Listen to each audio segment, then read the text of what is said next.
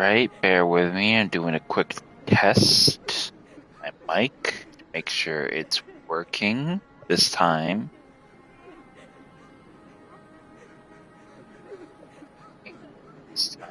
And it is. Goody goody.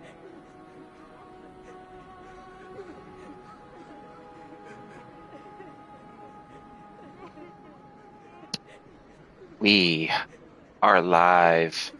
I'm Savage Squishy 86 and we are back resuming our live stream coverage of our first run and playthrough of Bloodborne.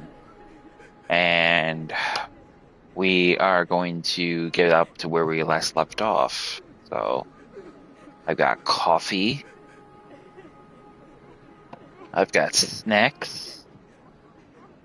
Eek! Almost lost them. And we are going to get this party cooking in the right direction. So, now, last time when we left off, we had actually just vanquished the blood-starved beast and finished our complete exploration of Old Yharnam. We got ourselves a chalice for the Chalice Dungeons, much to the appreciation of Gurman's direction to check it out. So we're going to pretty much dedicate this entire stream and capacity to Chalice Dungeons. Pretty much in that capacity. I'm hoping that will be the benefit of that in that regard, because I think it's important to really get yourself really acclimated to Chalice Dungeons. Chalice Dungeons are pretty much expansive. You could run in innumerable hundreds of thousands of versions of them. But what we're going to do is we're going to do it the most basic, simple Chalice Dungeons there is. There will be other ones we will come across in varying degrees of difficulty, but each Chalice Dungeon will feature its own boons of benefit, as well as different types of weapons that we can acquire, and various bosses we can only encounter in Chalice Dungeons. So, without further ado, we're going to go ahead and get started.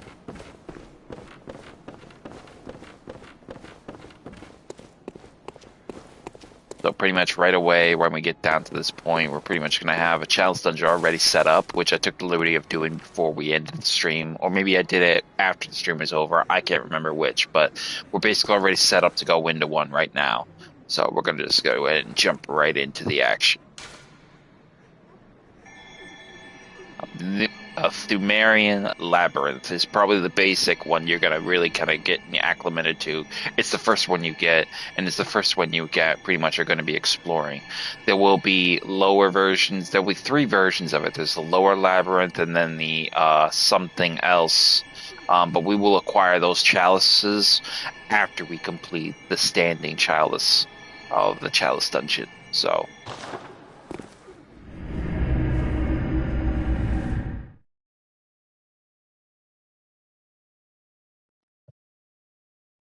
I need to adjust my cam. It's actually not very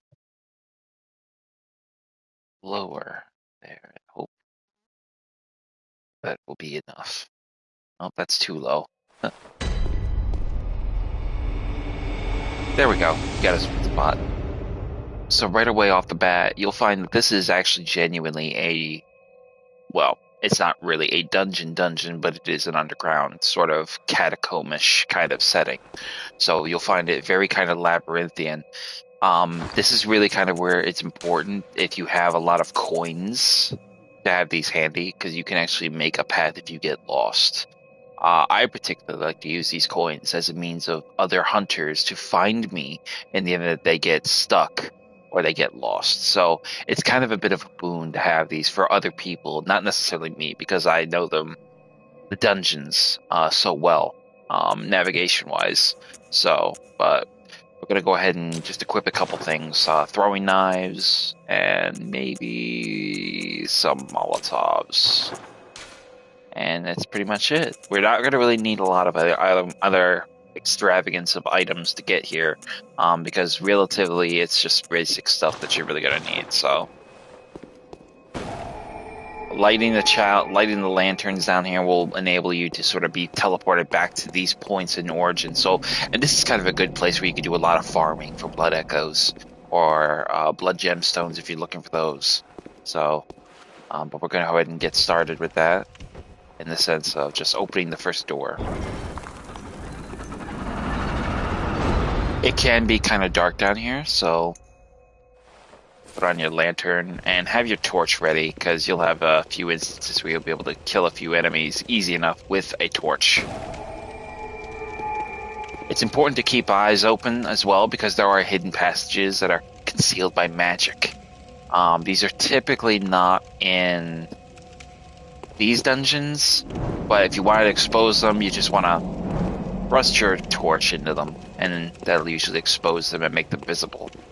So coming into this large cavernous chamber, you're going to have several rats and several ghoulies, what I like to call, which are over here. So first things first, we'll go ahead and deal with the rats.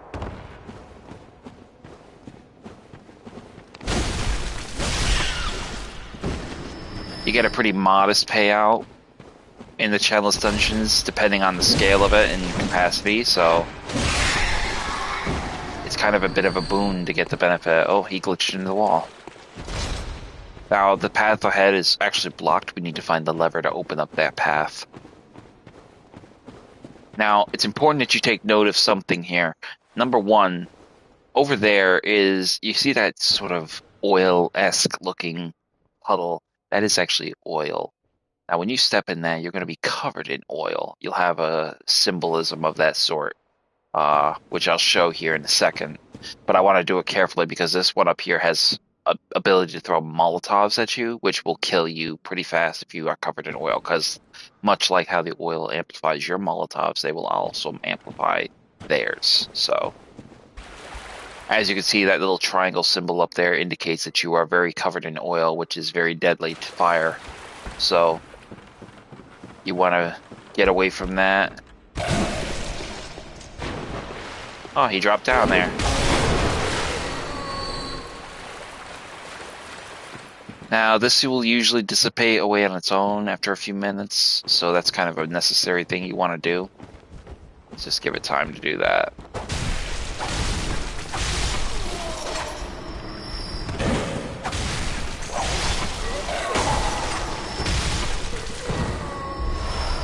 These guys are pretty weak in their own right, but in later Chalice Dungeons, they will be given the option of both fetid and rotted chalices, chalice rites. Chalice rites in those particular instances are chalice rites effectively give you more echoes by raising the difficulty standards of select enemies. So it'll make them basically super powered, where just one hit will kill you. So, which we'll get to later on once we get those special chalices, those their rights. So once you've taken out those enemies and acquired their resources, you're gonna head up here to the laddered area, and you'll find that there's a path ahead with pendulum swinging axes. This is definitely an instance where you want to be careful. Immediately go ahead and take care of this. Now in here you'll find a bunch of these phantoms. Phantom enemies are not particularly dangerous on their own, but they can be in groups. Now the reason why we have to deal with them is basically we have this witch here, which is ringing her bell to summon them. Now basically what we want to do is get rid of her. By getting rid of her, we are enabling them. No bell ringing, bitch. No phantoms. So it's really kind of imperative that you kill the bell ringing witch as fast as possible, because by killing her, you enable the sense of her being unable to call on any more phantoms. Now, in the presence of that, the phantoms she summons in this instance are skeletons. The ones we will be facing later are much more dangerous, as they're bugs, and they can be very aggressive. So, I guess you would say they're kind of looking like ticks, but you get my meaning. So right way, we're gonna go ahead up here. Matter of fact, we're gonna change our weapon to the pistol. Because we're gonna have, as you can hear, that big heavy breathing bastard is actually a kind of a giant. Oh, I wasted a knife.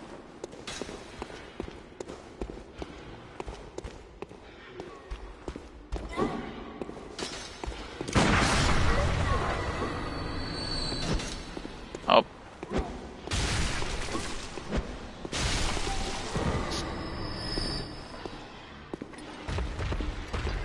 We have this jailer.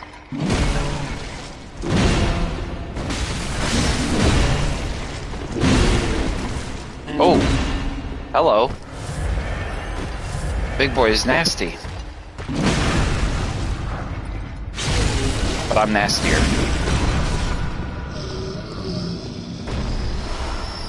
And with you kill the jailer, the dungeon jailer is what they're referred to, you get ritual items, which will enable you to create more complex rituals and access other Chalice dungeons.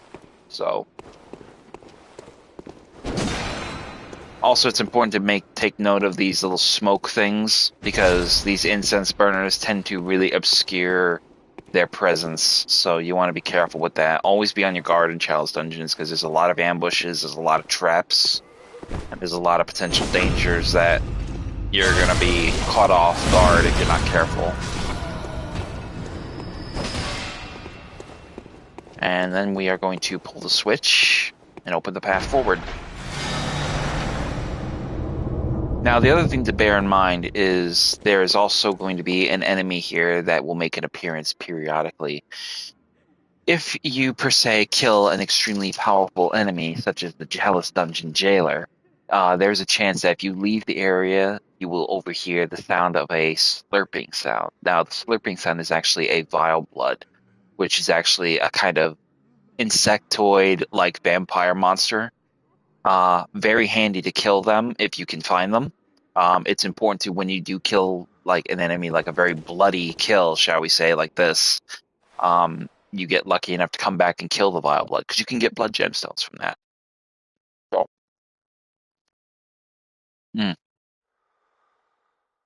please excuse me. My stomach is kind of a bit iffy, and I haven't eaten none yet, so. But instead of going across here, though, what we're going to do is drop down, because we have some items down here we can grab, and there's actually some threats we can dispatch as well. So right away behind these boxes you'll find some Molotovs, and as you can see we have a Snatcher. Now, what is a Snatcher? Well, a Snatcher is basically a unique enemy that attacks you like a giant. He wants to grab you and put you in his sack like Krampus on Christmas. He's very powerful, but he's incredibly dangerous when he gets close to death, because he actually ramps up his aggression of his fighting mechanics. So,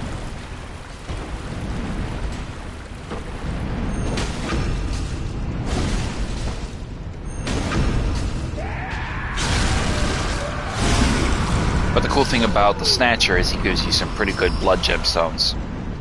In number, sometimes singular, sometimes twins. It depends really on the scale of it. So, but once we dispatch the Snatcher, we're gonna head through this tunnel, and at the far end, you're gonna see a swath of rats, which we're gonna go ahead and get and take out.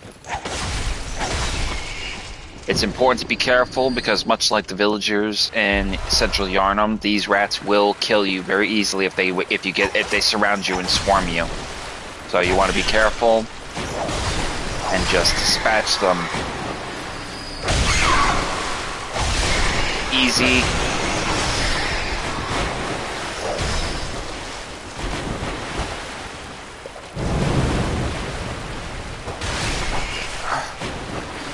Oh, they didn't do more damage. Is this a regular? Oh, it's a regular torch. Okay, the hunter torch.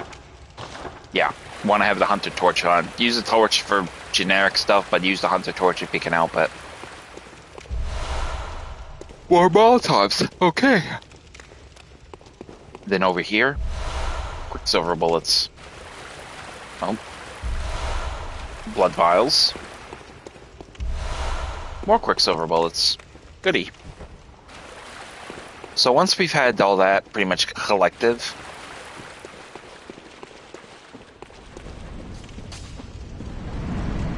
we're gonna head back out through this tunnel.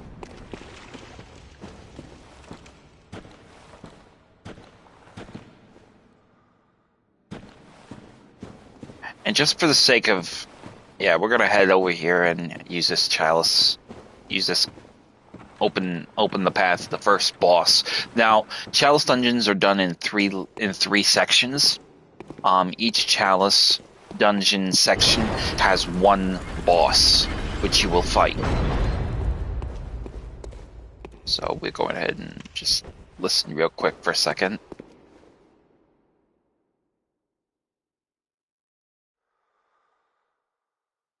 Just breathing, no slurping sound, so that means there's no vile blood.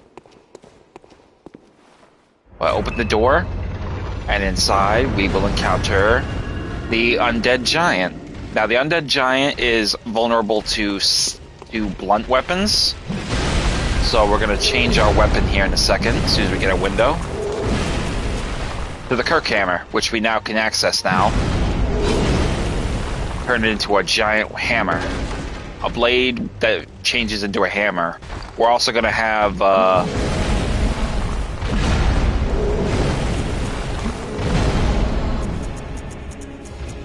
fire paper, which we will now use.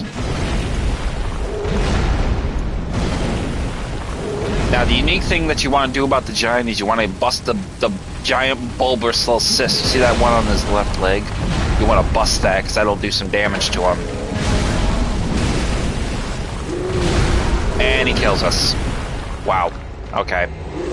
Yeah, you want to be careful and try to dodge through his attacks. It's kind of tricky to do, I know, but you want to dodge through his attacks particularly, because then you can actually get behind his rear, and that's what we really want to do. We want to get behind the undead giant, because it is very difficult to not get a leg room in the sense where we can actually do that. So, but it's okay. No, we'll make good on that. I improved my strength while I was off stream, so where I could use the Kirk hammer. So now we can usually wield this weapon. And basically what it is, it's basically, you know, just like any other typical melee sword blade weapon, but with the unique feature that it could actually turn into a blunt weapon. The benefit of it is that it allows you to do thrust attacks, much like any other weapon. But in this particular instance, it enables you to do that measure of damage that otherwise you would be unable to do. So we're just going to go ahead and take a quick roundabout and get some easy material. Get some easy echoes. And then we'll get back to the giant.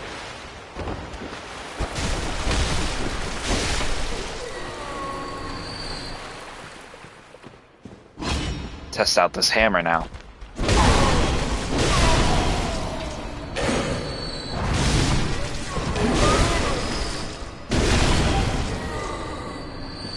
It's very slow, but it does pack a wallop. Not particularly my go-to weapon in instances because of the fact that it is so slow. So, but we're going to just go ahead and stick with that for now, because it's going to be a boon to take care of the giant. If you're not comfortable using the hammer, use the saw cleaver. You know, you want something with speed, but the thing is the giant is very susceptible to blunt damage. So he's very vulnerable to fire, and he's very vulnerable to blunt damage. I'm a little bit pissed off because I laced the fire paper, but it's okay. First thing we're going to do is get our echoes back. We gotta find them over there.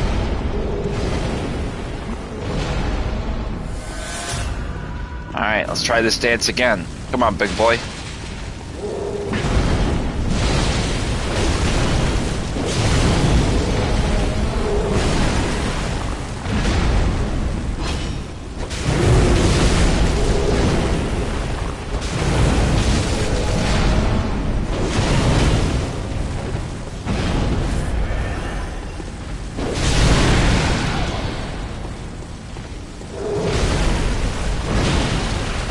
Gotta be careful.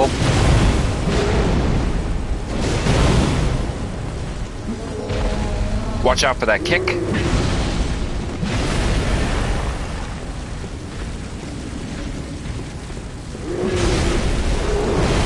Oh, that's ridiculous. How is he able to get that far around? I can't remember.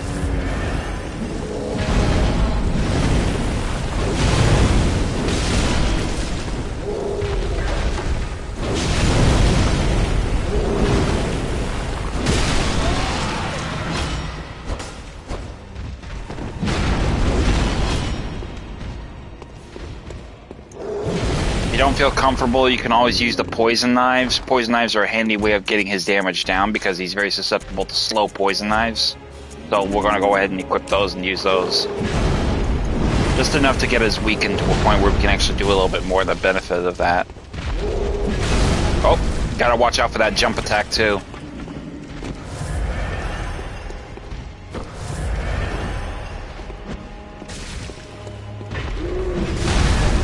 Like, Jesus Christ, man. Kobe.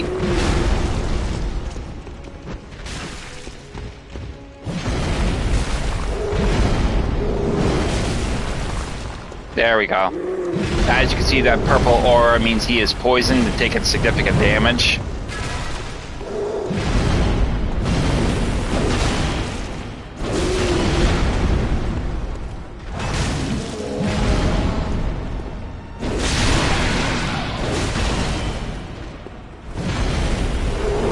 See if I can't bust this damn ulcer on his stomach.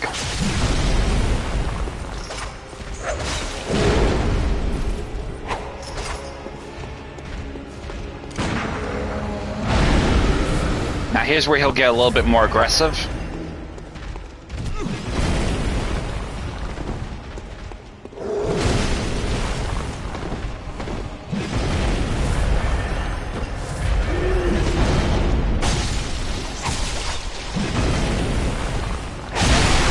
There we go. There's some pain for you.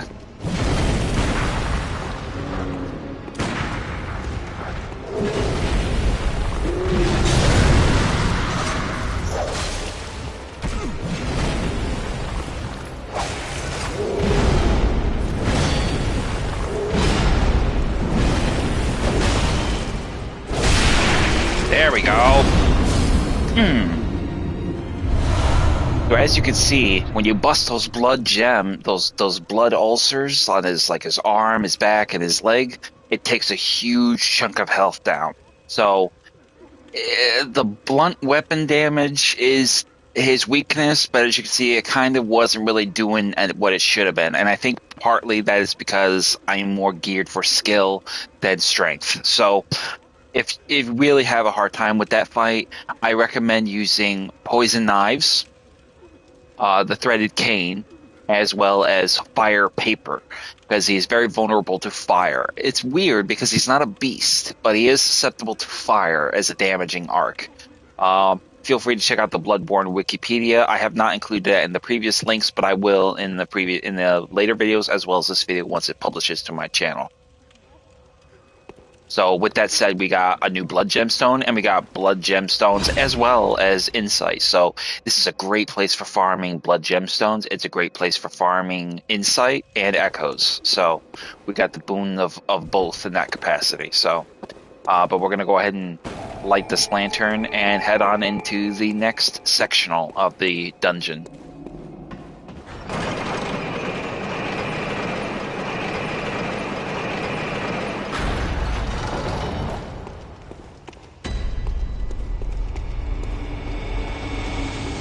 Labyrinth Layer 2. So it's basically conducted in layers. Sections instead of layers. My apologies for the wordage. Always check the walls for secret passages, because they are there. If you will miss them if you're not careful. So we're just going to go ahead and check them. Here we have a much more darker Chalice Dungeon, and you want to be careful because typically there will be hidden enemies lying in wait that will wait for you to approach, and then they'll get moving, and then they'll ambush you. So I'm taking extra care to walk around. You can also hear in coffins breathing enemies, so you can bust them and get easy echoes.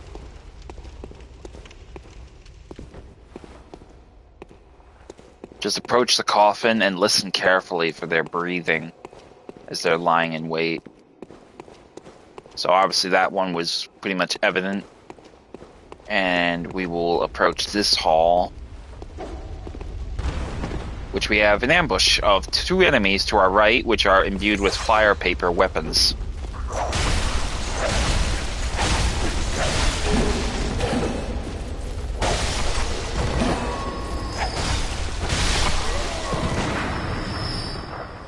And that's an easy batch of echoes there, so.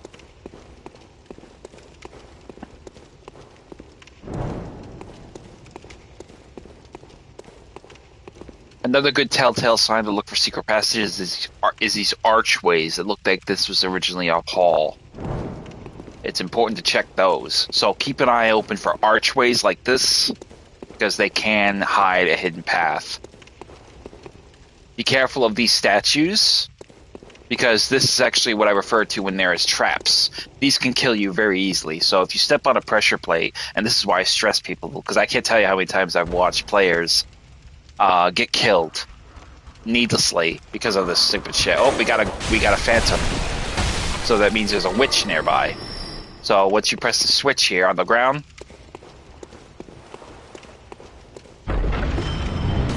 you'll be hit with fire arrows, which is dangerous. I've seen players get killed so easily, specifically on right Chalice Dungeons, because they were rushing. So be careful. Here, check this passage. Nothing. Good. And in here we will find a item over here. Quicksilver bullets. And we have another phantom. 2 phantoms. So we need to find that witch.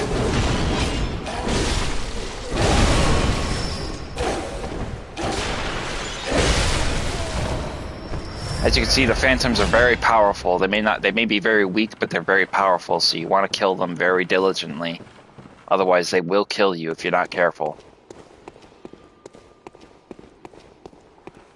So right away, we have a passage here. We're not going to go that way. Instead, the phantoms are in this direction, so we're going to get them first. They will not drop any items, so you don't need to worry about that. But what we do need to worry about is getting these phantoms.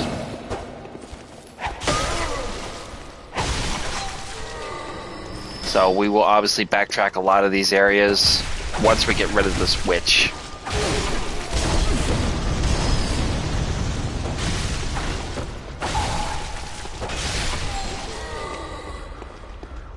There she is.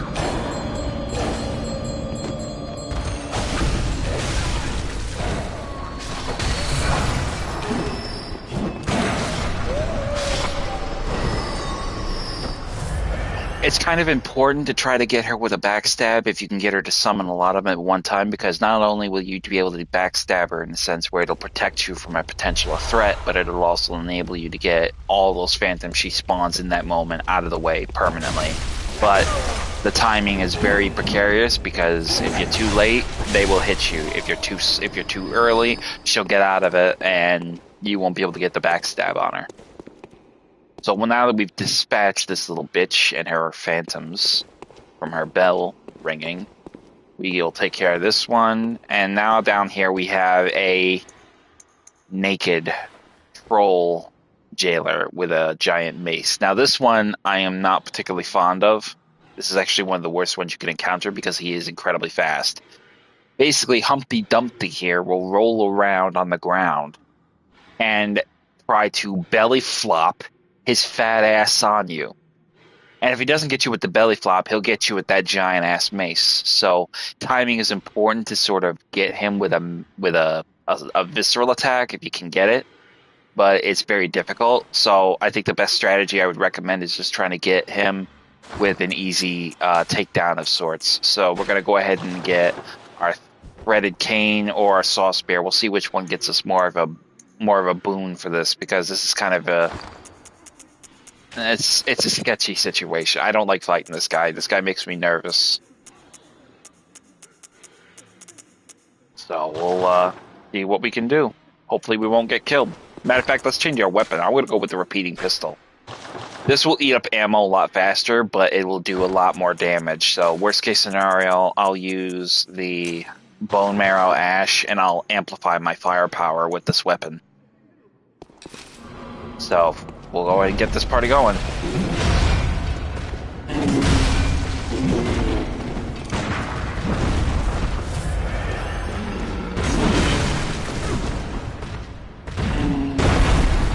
Just like that damn belly flop move of his.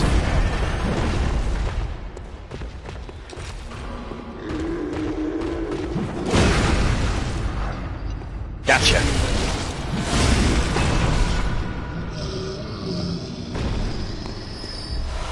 So as you can see, that's exactly what I'm talking about when I say that this guy is an asshole. Because he is terribly, terribly, I guess you would say gifted to do that. So we're going to go ahead and pull the switch and open up the channel, open up the next boss battle for the Chalice Dungeon in Lair 2. But before we do that, we're going to finish our exploration of this lair.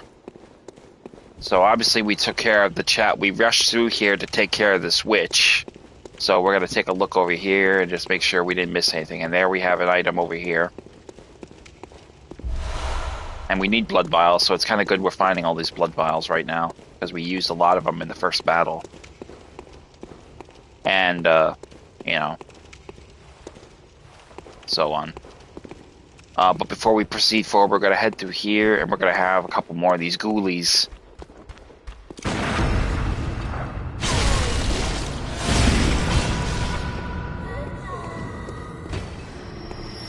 And over here, there's one on the ground, which is pretty much taking a nap. But he's pretty much dead, so.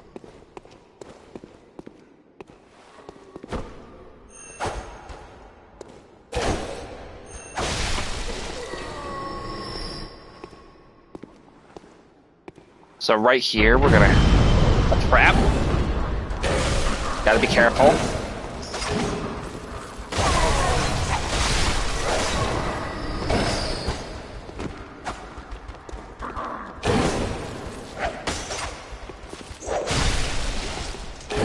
These guys are smart to stay just out of range of my bladed whip.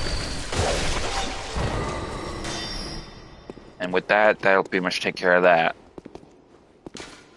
I should have been careful, because I forgot about that trap. So I'll leave a note for these guys. These guys are good. We're leaving that. But down here, we will have access to a chest. A chest which will typically either, it will typically hold Chalice Dungeon ritual elements. But to get it, we got to get through the Snatcher. So we're going to go ahead and take care of him. He's very difficult to parry, so you want to do it when he's doing his giant punch move or his kick move. But make sure you're out of range. And grab ritual blood off of him, and then open the chest, and inside we'll find more ritual blood. So, and then with that being said, we pretty much will have everything we have come here for, with the exception that we're going to go back and check on that. I want to see if we were lucky enough to get a vial blood, so we're gonna head back over there just to make sure. Typically, the vial blood will appear with the fat ones, because they have the most blood in them. But we'll see if we're lucky. Maybe we won't get lucky in that capacity. Nope, no vial blood. You'll recognize the big bastard when you see him. So. And we will go ahead and just jump down here.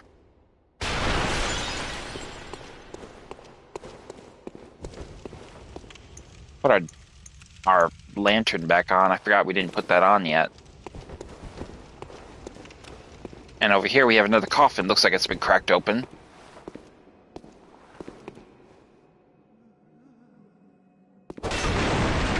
Nothing. I was just making sure. So now we're entering the second layer boss battle. This will feature, I believe, if my memory is right, it will feature. Damn it.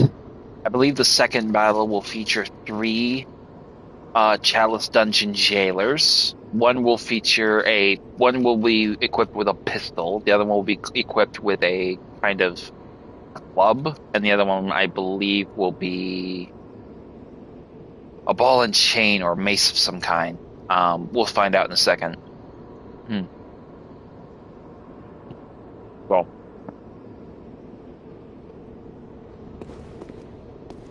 there we go. A merciless watcher and 2 merciless watchers and a chieftain. Now, it's important to bear in mind that you don't want to try to take them in a tight quarters area. You want to take them up in the open. Okay, here we got a cleaver.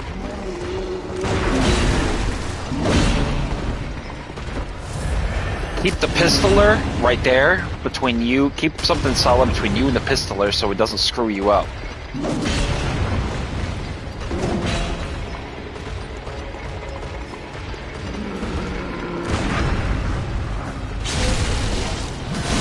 These guys are pretty weak, obviously, to a visceral attack, so you want to get them in positions where you can actually get a visceral attack on them and get them even.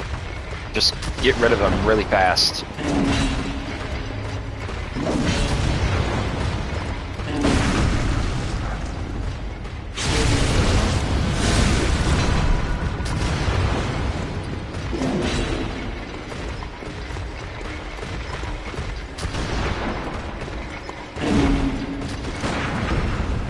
I can't get him. I was too far out of range.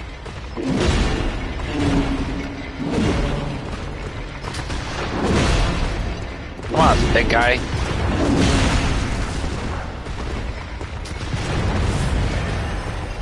Come on.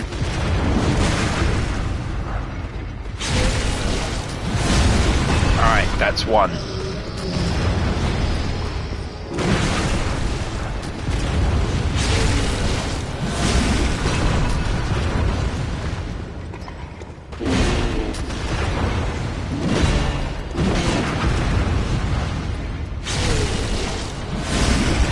Double swing attack is actually easier to parry than the single attack, so if you can get him to do the double swing attack, that's even better. Now, how we deal with this one is we're going to damage him up and he's going to completely abandon his pistol. If you can get behind him, great.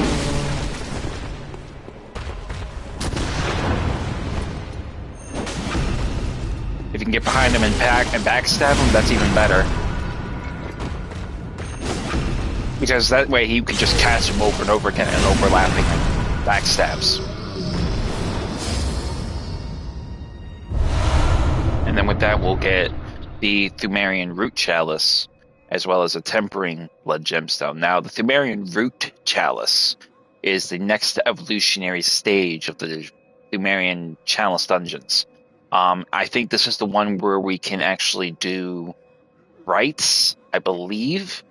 But don't quote me on that. I may be wrong. So my memory is still kind of fuzzy. I should probably read up on the Chalice Dungeons next time before I stream, but I didn't exactly do that, so that's on me.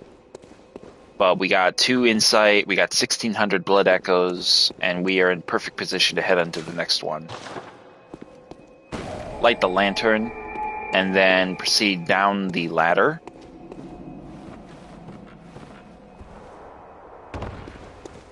And then the elevator, taking you deeper into the sanctum.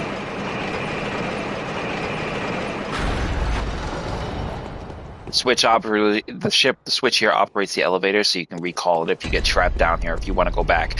Unique thing is, actually, you can go back in later Chalice Dungeons, specifically because you can actually, even after you've killed the bosses, you can go backwards and revisit and farm echoes if you so wish, which is very good because if you need echoes and you're looking to power up, you can get easy echoes by just recycling the area over and over and over again, much like how we were doing back in Central Yarnum. So that's kind of a boon as well. Well,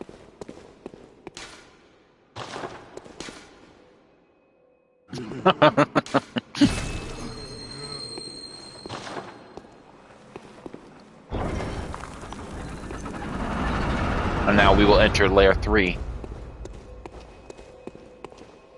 of the Chalice Dungeons.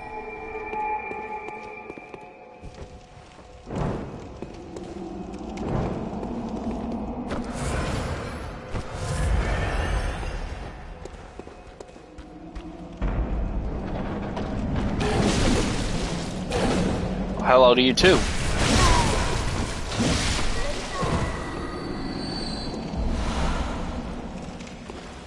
Now over here we have an old hunter bell, which will summon a old hunter. In this case it'll be Prospector Olek, which I think we'll use for this fight. Just because we're hurting for health and we need some backup. So we'll see how far we get with our conditionaries.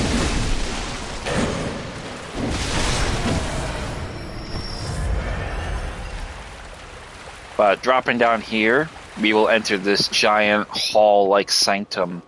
And here we have a number of things. Number one, we have this alien-esque kind of item over here. But before we can even get to that, we're going to have to go about the process of taking down the phantoms. So avoid the phantoms. Quickly hurry through there. What we want to do is we want to get rid of this witch really fast. We gotta find her first.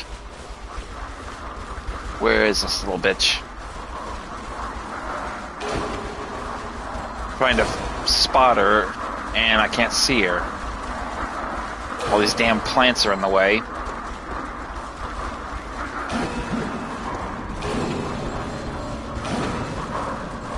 Oh, she's right fucking there.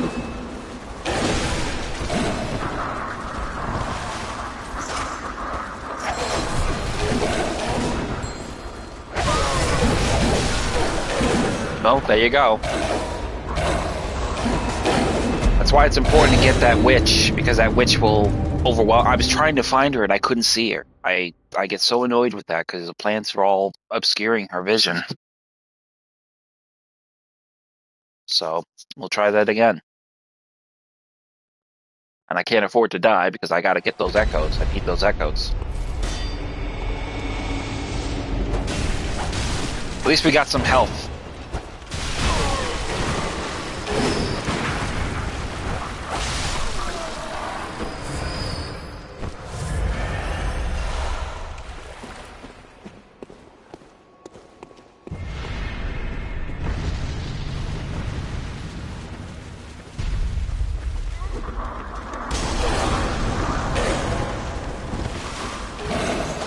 Gotta get rid of this little bitch.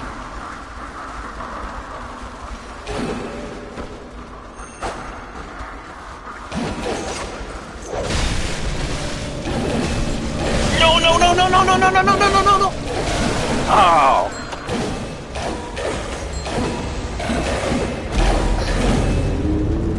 That pissed me off, bro. I swear, I hate those fucking phantoms. Okay. Like I said before, you're gonna die a lot and you're gonna lose some. That's actually not the worst I've lost, but it's pretty damn close. I should have actually left the Chalice Dungeon and probably did it over just to get the added benefit of those echoes, which probably that's what I'll do from now on. I'll leave and I'll spend my echoes because I don't want to. I cannot afford to lose them because now I'm out the echoes for the bosses I killed. So now I'm definitely really annoyed. So let's go get this little hooker.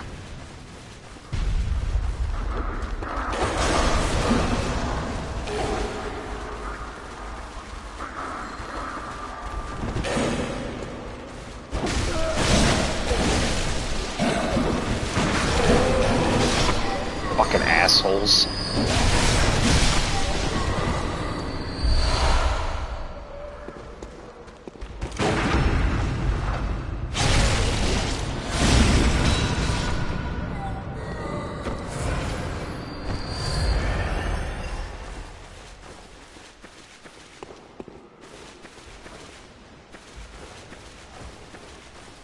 It's important to be careful with these guys too, because they have access to cannons, which they can kill you very easily.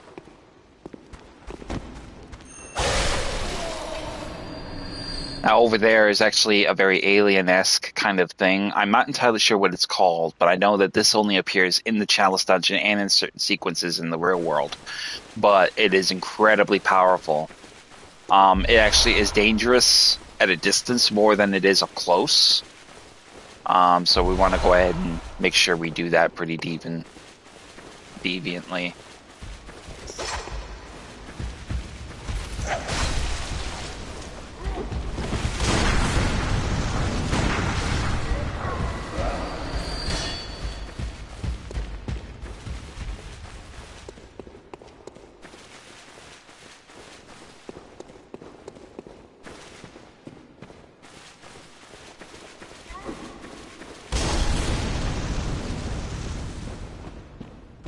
Give me my echoes back. Well, first let's get this nightmare over here first.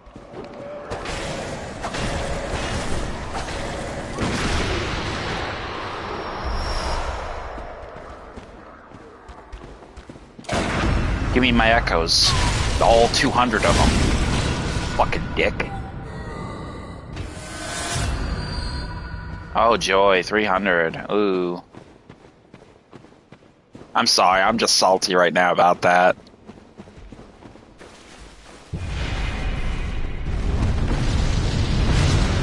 Now this enemy is particularly vulnerable to lightning, but more so, he's actually equally vulnerable to...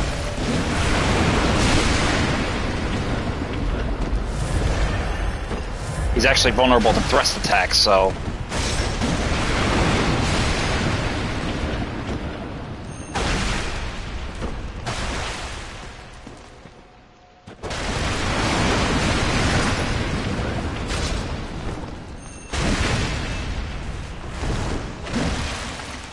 It's important to stay close to him so he doesn't do any of those attacks. Get to his side and just constantly just keep using thrust.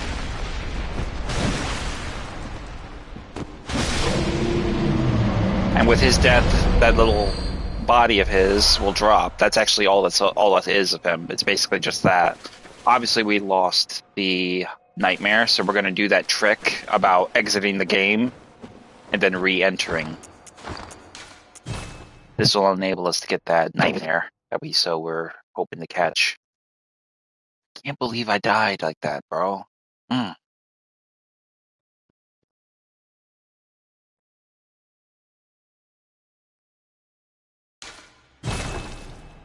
We'll get back into the game now.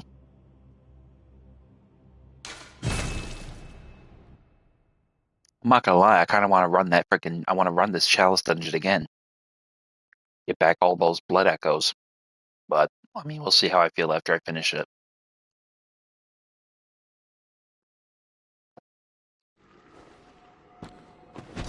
Hi, boy. Nice to see you again.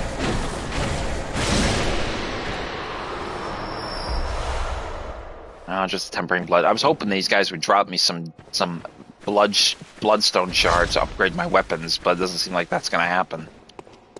So, matter of fact, you know what I'm going to do? I'm going to change my weapon. I'm going to go with the rifle spear because I think that's going to be better for taking out this asshole over here. You want to be careful too because there's actually a snatcher that wanders around. There he is over there in the distance. You can see him. There's that big boy. You just saw him around the corner there. So we're going to go ahead and jump on the chance of getting this one over here. Obviously, like I said, close the distance under cover. You don't want to get hit by that fireball.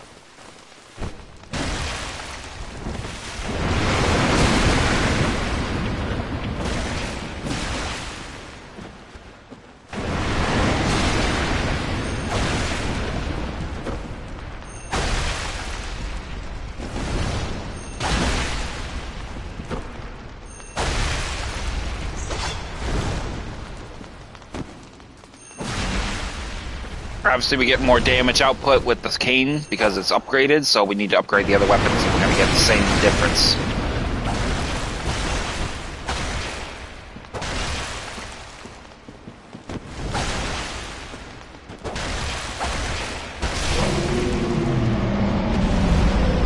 And there we got Arcane Haze. Now, Arcane Haze is another actual element that you can use for Chalice Dungeons. We'll explore that further once we get the items we need for it, so. Alright, let's find the Snatcher now.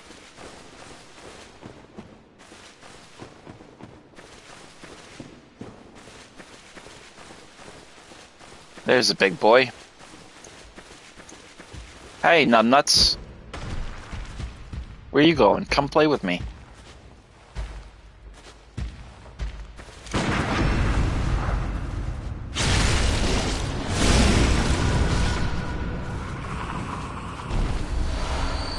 I didn't mention it before, but the other reason why I actually upgrade my skill before anything else is usually because skill actually goes hand in hand with your visceral attacks. So if you can actually get your skill enough, you'll do more damage with your visceral attacks, which is why I'm actually putting this fucker down here a lot easier than in the real world above. Because actually it's a lot easier to do, that does a lot more damage to him. So just bear that in mind. So pretty much we got everything we needed. Where's this asshole? Where is he at? Oh, there he is. So we got to get up there. So what we're going to do to get up there is we're going to follow this path leading this way.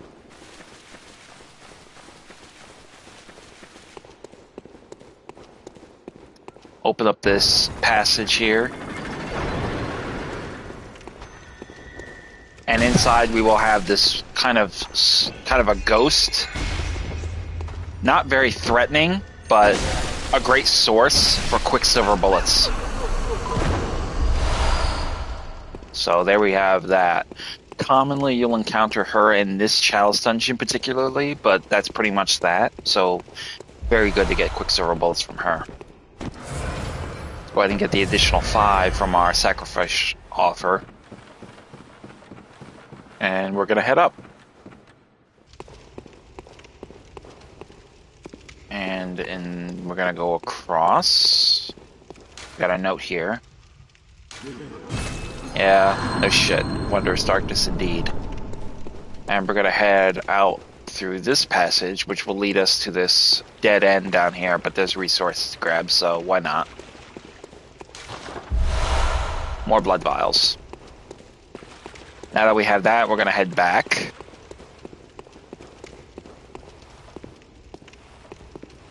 And we're going to open up the path. Might as well just get it over and done with. But we'll do that after we get through this sectional of opening up this chest down here.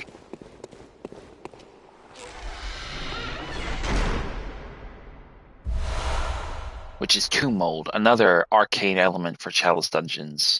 So, we need that. And as you go into harder Chalice Dungeons, you will get ever-increasing volumes of the material related to that specific Chalice Dungeon. So, just, don't think it's just going to be Tomb Mold and this, and Chalice Blood that, blah, blah, blah. No, it's much more complex than that. We just haven't gotten that far yet. Basically, we're just going to run the circle of this entire area, because there's a few items up here we need to find, but there's actually enemies. Obviously, this one is one in particular.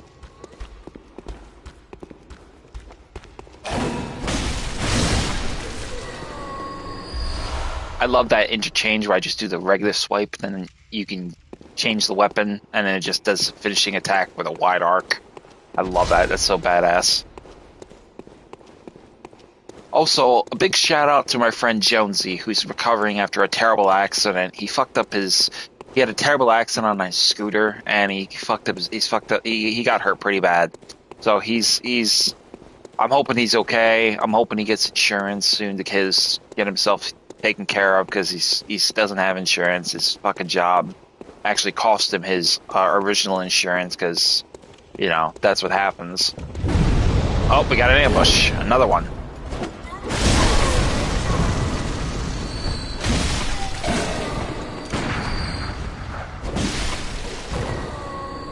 So, I just want to give a big shout out to him. Hang in there. You're going to be fine. You're going to get things in order. And you're going to get yourself back in proper fashion. So, Just please take care of yourself. I don't wanna get bad news about you. Not like that. Please be careful.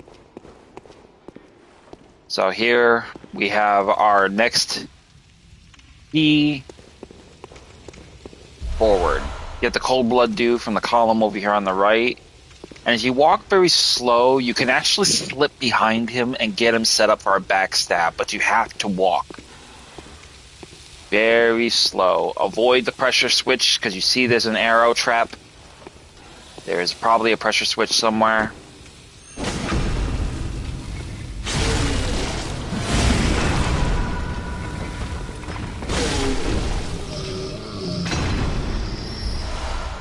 And there we got a tempering blood gemstone.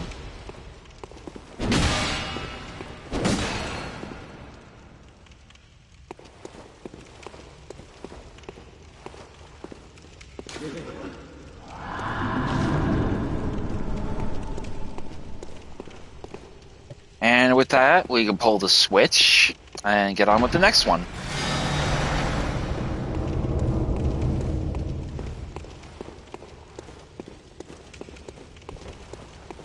And make our way back to the central chamber at the lower level.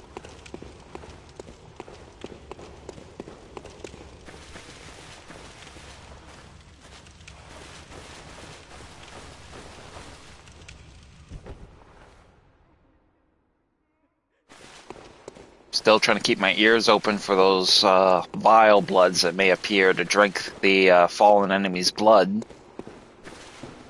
Like little parasites that they are. But we haven't heard any yet, so...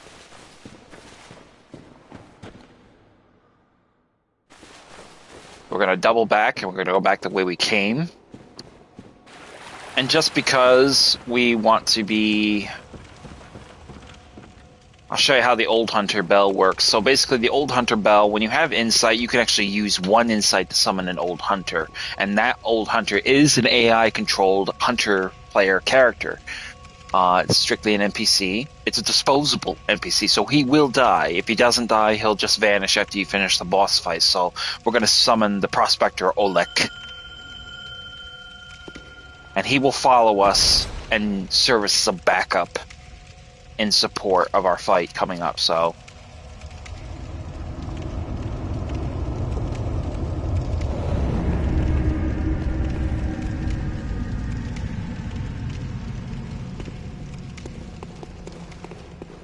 And now, we will proceed forward.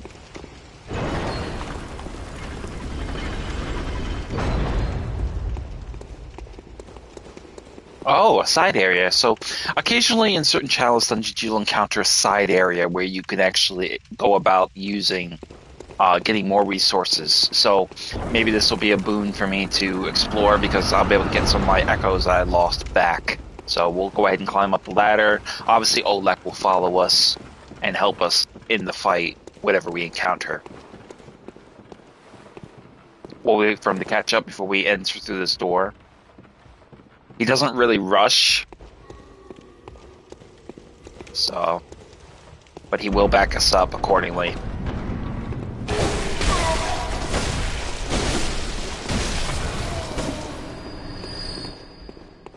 He'll actively seek out threats and try to take them out.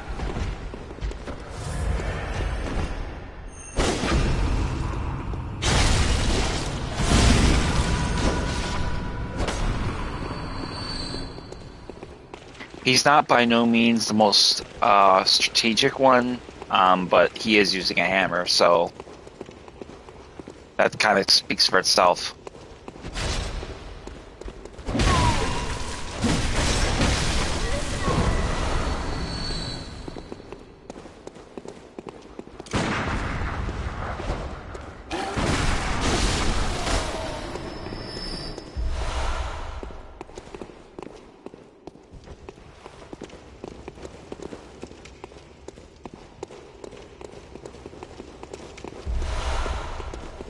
Over here, there'll be a bold hunter's mark.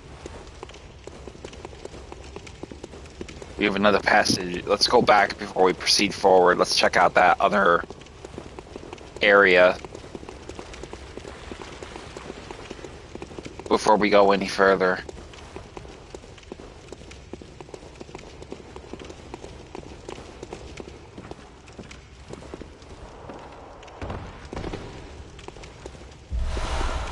bloodstone shard. Good.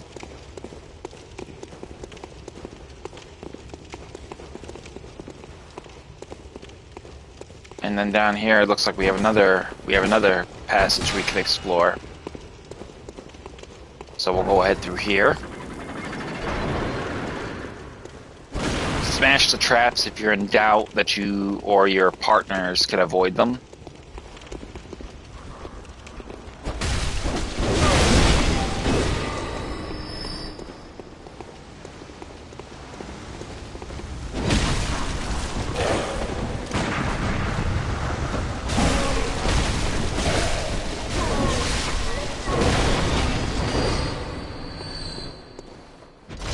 So that will take care of them.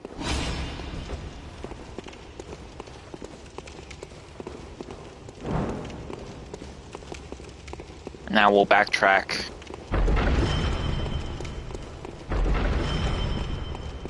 Proceed up the ladder and resume our what our original course was. I'll wait for Oleg to catch up.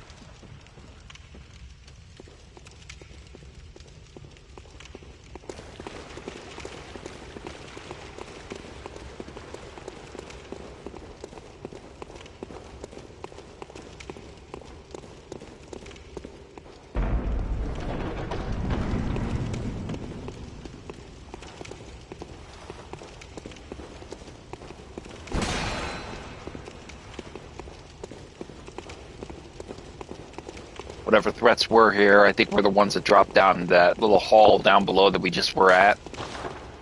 There's ritual items ahead, as the file says, so we're going to go ahead and just go about the business of getting them. And there is a...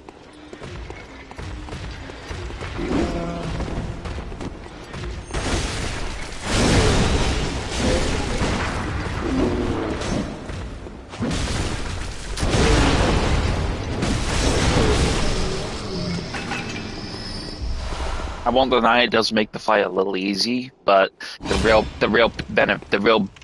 real test will come when you face the boss. So after dispatching him, you want to open the coffin, and inside you will find more ritual blood. Now, typically you will find also possibly weapons. You may also find runes. There are certain runes that I have the access codes for, because you have to enter glyph codes. Glyph codes enable you to get very specific Chalice Dungeons that will enable you to get access to very powerful weapons and runes that you can only get through those particular dungeons. So once I get those runes, those glyph codes, once I get those glyph codes established, I will share them with the group. And if you are looking for a real challenge and some real rewards, we will definitely go about pursuing them. So obviously we got through here. Now we're going to head back the way we came and see about getting to our next boss, the third and final boss of this Chalice dungeon. Oleg will obviously accompany us the entire way and will back us up in this fight, because I think this is probably one of the hardest fights. I think I know what boss it is too, and I think what I want to do right now is I want to change my outfit, because it's going to be the more damaging. This one is going to be very fire empowered, so he's going to have fire on his side. So we're going to want the benefit of this protection of the Charred Hunter set.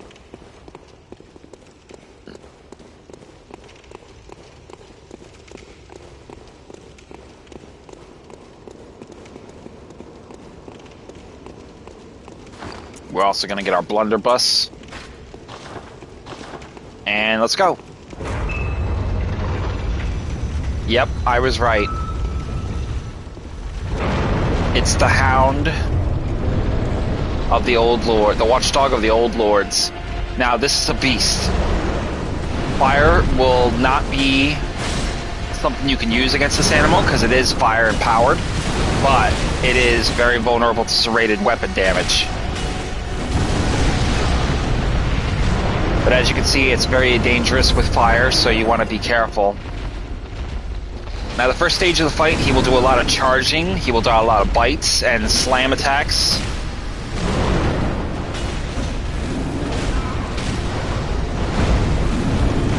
He'll also do the volcano stomp attack that you see there.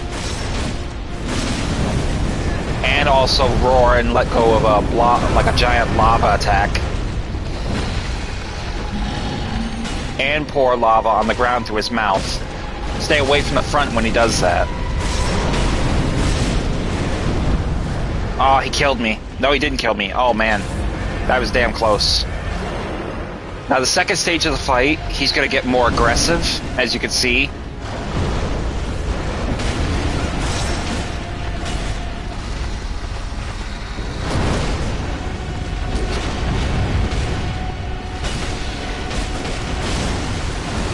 If you can cut his legs, it'll actually stun him. But be careful with the volcano stomps that follow. Hitting him in the head is actually his weak point. So you want to go for the head as much as you can when it's safe to do so.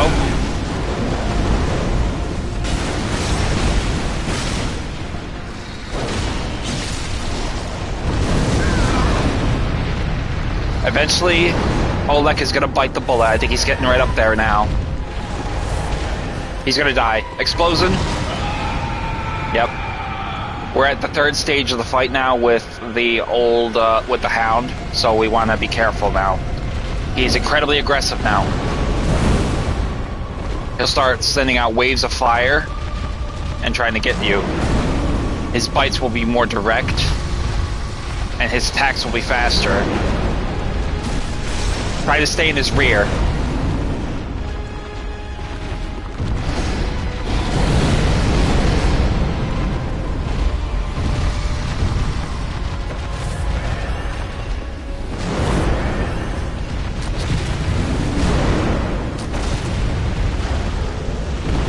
When you see that jump, he'll do a charge. Avoid that charge.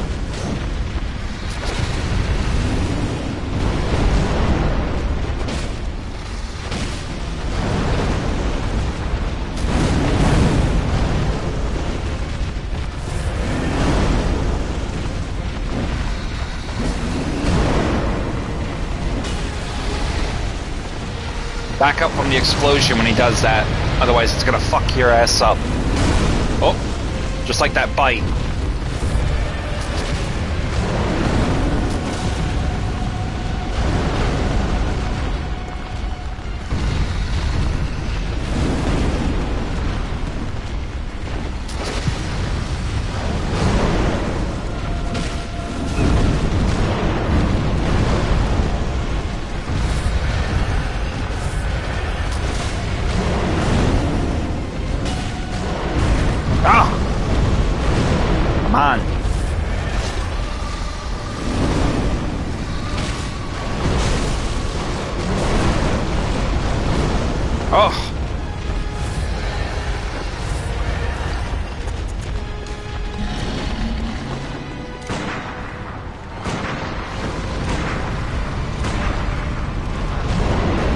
Gonna be very dicey.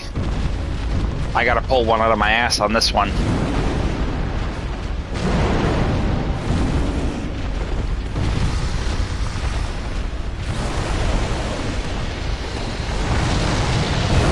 Oh, got me just with the shock of it.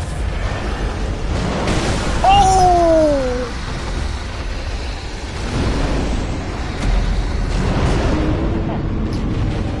I don't think I've ever seen him do that attack. That is such a rare attack. I have never seen him do that attack. So that got me good. Wow. Damn. Yeah, wow, that was incredible. I have never seen that attack, and he actually got me with that.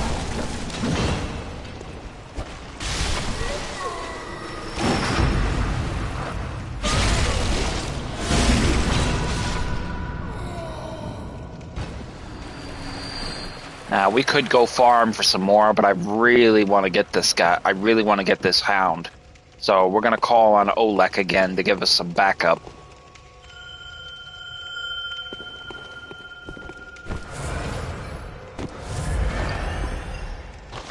Wow, I've never had that happen before. That is a trip. In a sense, this is probably going to be one of the initial early hardest bosses you're going to encounter in the first range of Chalice Dungeons. So you'll encounter this one a few times. So, but he's ready for us. We'll go ahead and get him. I'm gonna get my echoes back. I know that much. I am not losing those.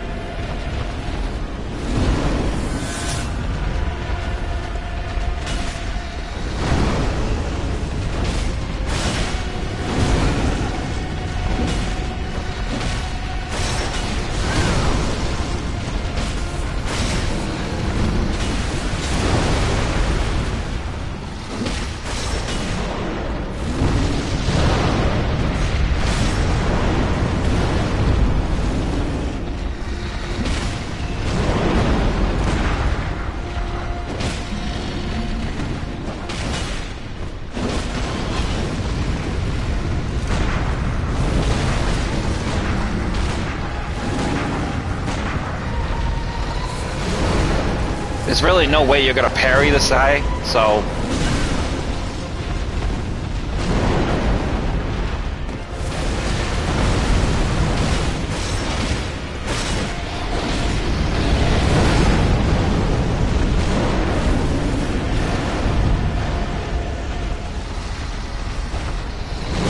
I think we did some serious damage to his head because now he's like really vulnerable.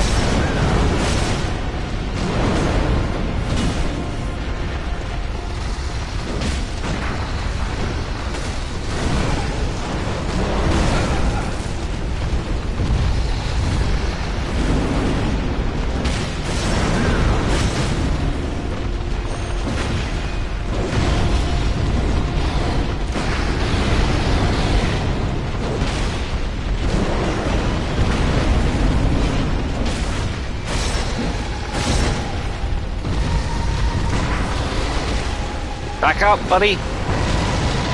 Oof. He's mad.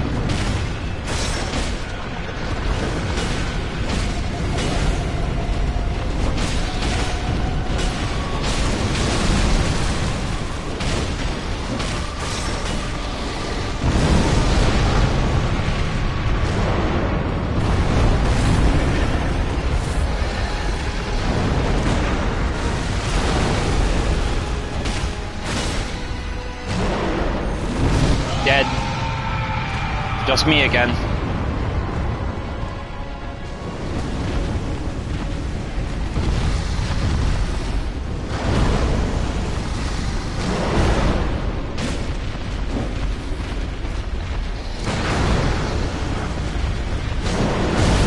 Oof!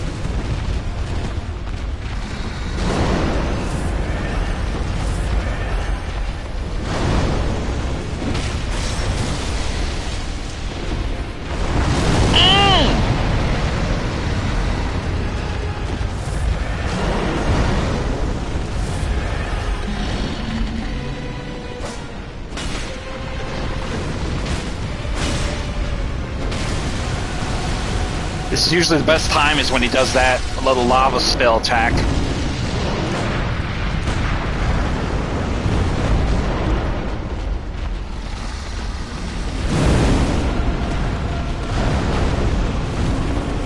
I try to dodge through his attacks so I can get behind him on his rear. Like that, or his side.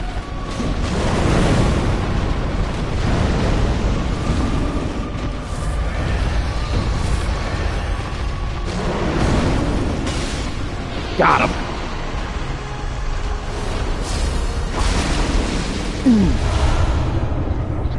Yes. Beautiful. So you really want to really kind of get that's usually the hardest part is getting the timing right to dodge through his attacks. When he goes for that bite attack, that's usually when you want to dodge through it. If he's biting to the right, dodge to his left. If he's biting from the left, dodge to his right. Get through that, get to his sides, get to his rear. If you can really get damage on his head in the early part of the fight, you saw that huge explosion of lava from his head. That was an indicator that we had actually severely injured his head, which makes it more vulnerable to repeating layers of damage. The legs are also another weak point. As you can see, every time we took out his legs, we had another big splurge of lava, and he collapsed down into the ground, got up and did a huge explosion.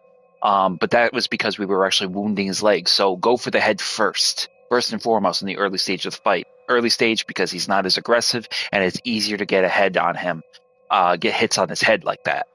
Second and third stages, try to get to his legs, dodge to his sides, get to his rear.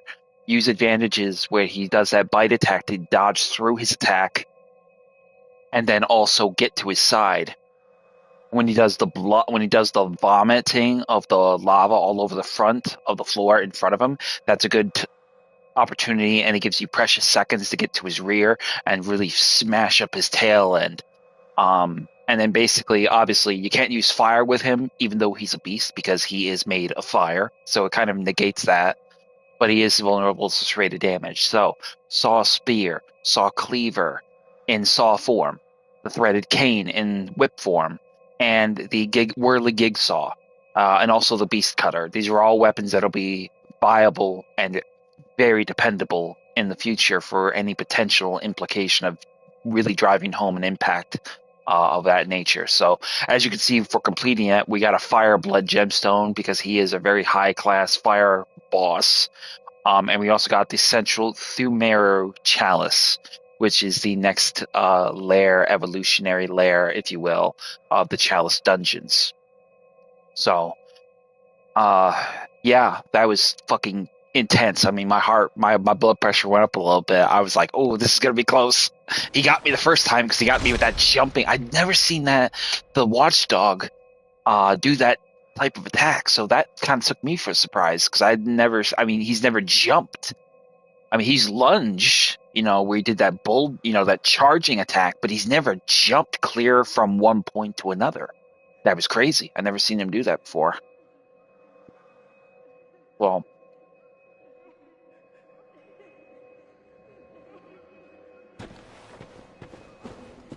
I mean, Oleg did me a service doing that.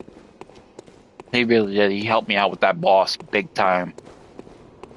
But what we're going to do now, actually, because I really want to get some more echoes, is we're going to use a small resonant bell. Well, we can't use it here. We have to use it probably here. Yep. We're going to go help somebody else, and hopefully we'll get something to help them with.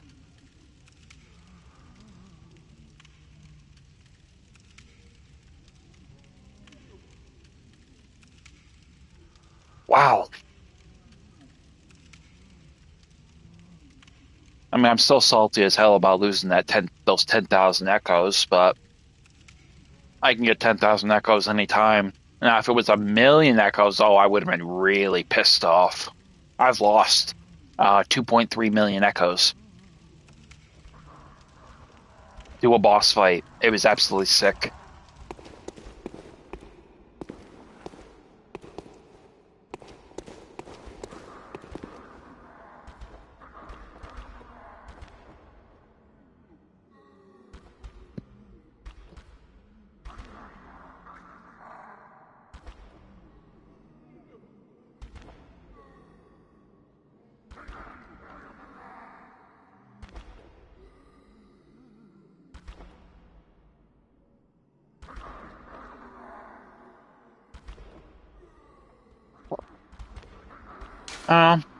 Actually, you know what? I'm gonna cancel it.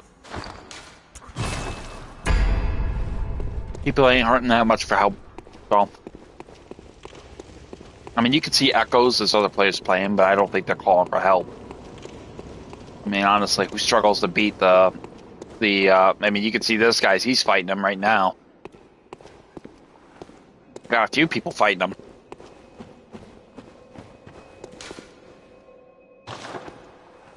So, we'll light this lantern, and we'll head back to the real world.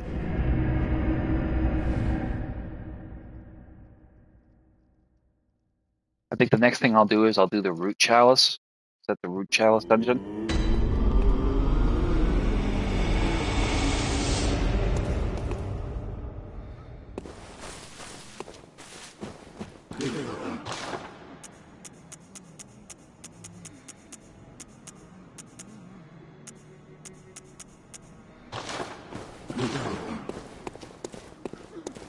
Welcome. What is it?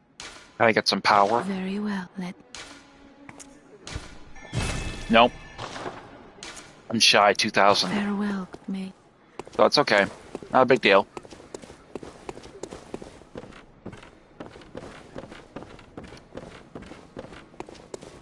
Now, Gurman will typically be found back here, taking a nap, snoozing in his wheelchair like somebody out of a retirement home. But in this particular instance, you won't see him now. But come back here and you can actually see him. It's kind of key to the story if you want to understand some of the more crucial elements of the story. Here we have a short ritual root chalice dungeon. This will actually enable us to join any chalice dungeon. But to get it, we need to get 10 insight. So we're going to go ahead and jump the shark, if you will, to a much more profound chalice dungeon. So we can go ahead and remove this. And we have the root chalice dungeon, which we don't have enough ritual blood, which we're going to go ahead and we'll go ahead and buy some.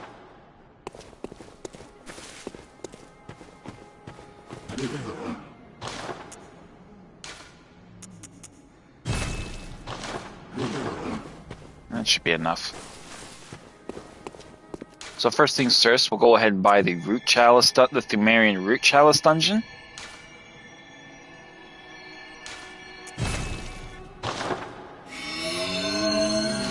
And then obviously we'll have to find more root chalice dungeon materials as we go further in. So we'll go about the process of locating that. But we're going to change our outfit back. We're going to go ahead and put it on the old hunter garb. And our hunter hat, our hunter gloves, and our hunter trousers. And matter of fact, let's change some of our blood gemstones, if we will, shall we? We got some better ones. Let's put them to work.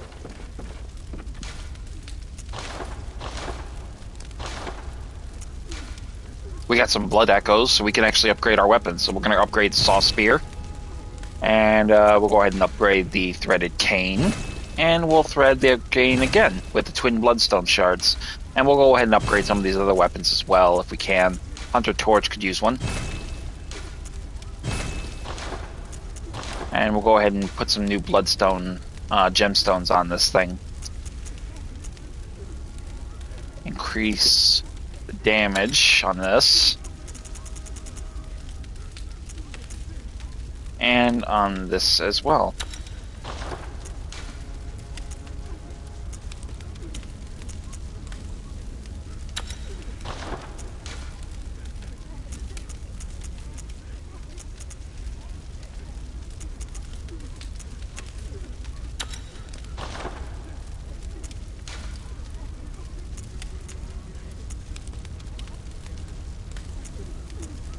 Now, the cool thing about droplet gemstones is droplet gemstones can go with any particular red gemstone. Obviously, these are blood gemstones, but if you pay close attention to the weapons, you'll notice that there's different shapes. As these three here, you see the little spots? They're basically diamond. There's, what's the term for it? Radial gemstones, waning gemstones, so it's like a moon shape. And then you got the, triangular gemstones. So there are other weapons similar to these that have different featurettes like that. So there's a lot of different versatility and variety you can come up with and scale, which is kind of a boon. So we're going to go ahead and run this Chalice Dungeon. We got improved weaponry in some measure, and we'll make a diligent effort to use our blood echoes before we go into the next area, because I do not want a repeat of what we had earlier, losing 10,000 echoes to that cheap fucking kill because I got cornered.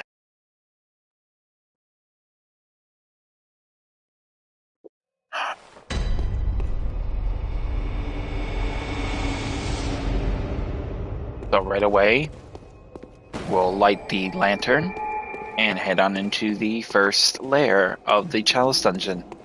But before we do, we have a side area. So we're going to go ahead and explore the side area.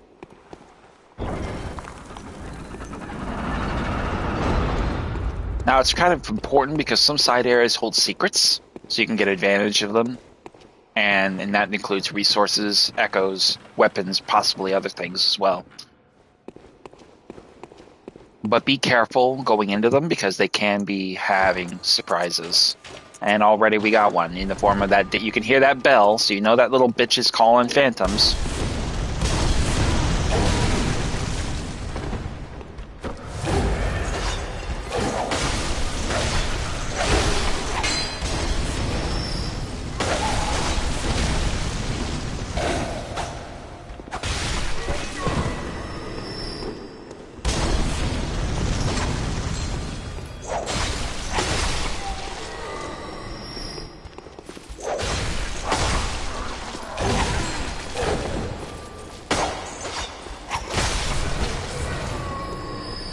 I've had it with this little bitch.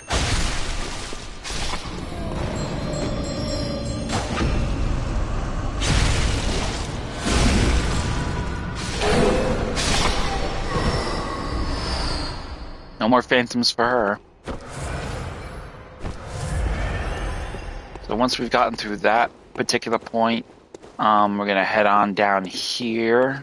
Well, actually, before we explore the ground level, let's search the upper level. Make sure there's no surprises. Oh!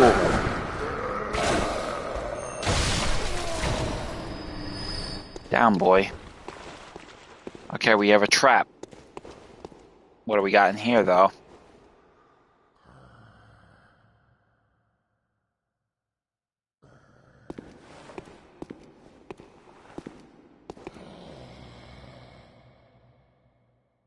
Where are you at, boy?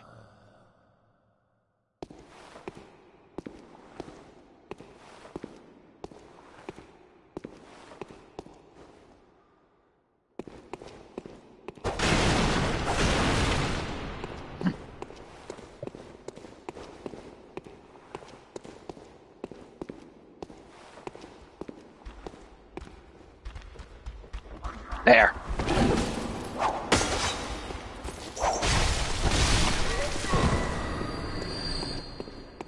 Yeah, you want to be careful. We have a beast. A beast. I'm not sure what you would call him. I think it's like a. You know what? Okay. I've had time for me to pull up my notes about this because I forget this. I know this fucker does magic, but he's a beast, so I know that. But let's put a name to the face, shall we?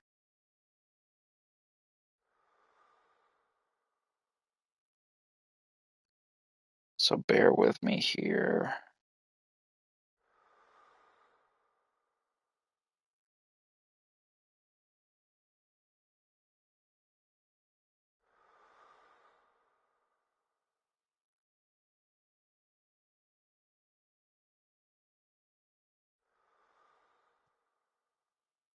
Chalice Dungeon enemies.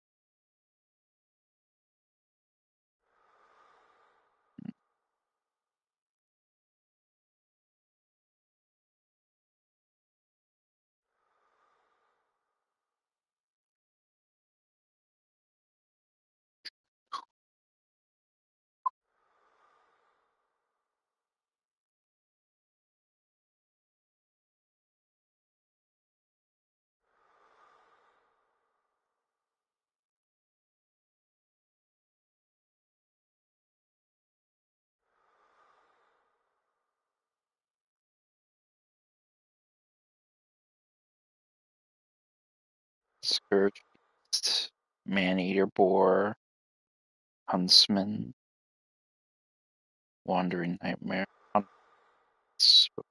Uh,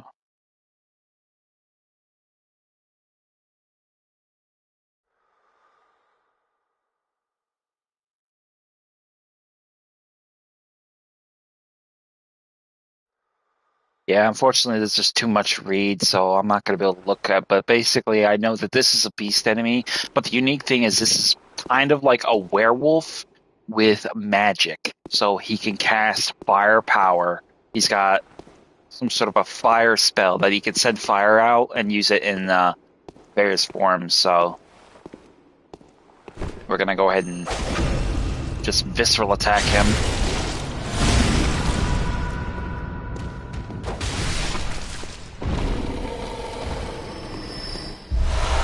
I will need to put a name with this beast eventually, but as you can see, he is kind of like a demon / werewolf that casts spells. So obviously we didn't see the spell part, but it's kind of good because the fire cast is pretty damaging. So we want to be careful with that. But what we will do is open up this chest, and inside we will find ritual blood.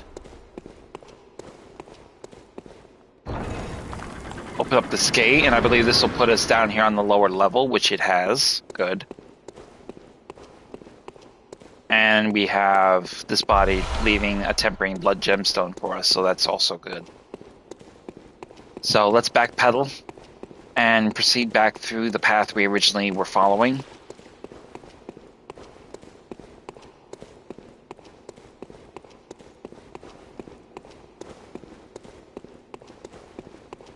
That's the path where we want to go. I just want to make sure I didn't leave anything up here on the left or right. So we were focused on killing that little monster there. Alright, so we're going to go ahead and double back. Put our lantern back on. I always keep forgetting to put that on. I got to get myself back into the habit of muscle memory. And in here we have several ghoulies. And my favorite little fatty with his roly-poly style of fighting.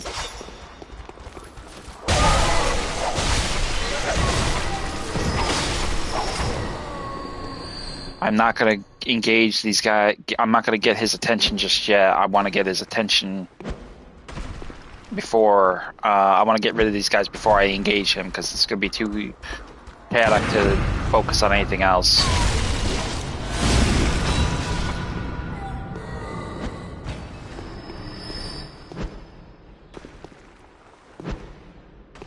Come on. Come here, asshole.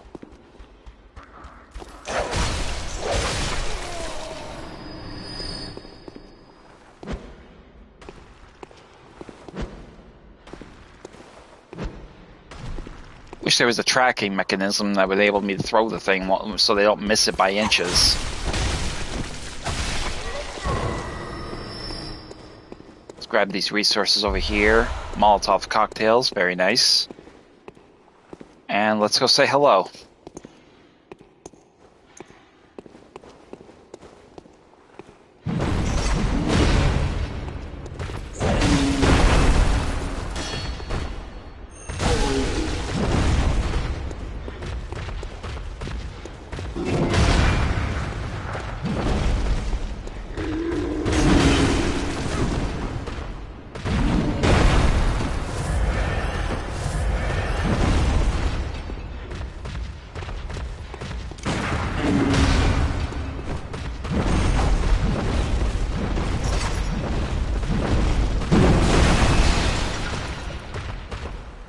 Fucking belly flops your fat ass on me. Fucking slob.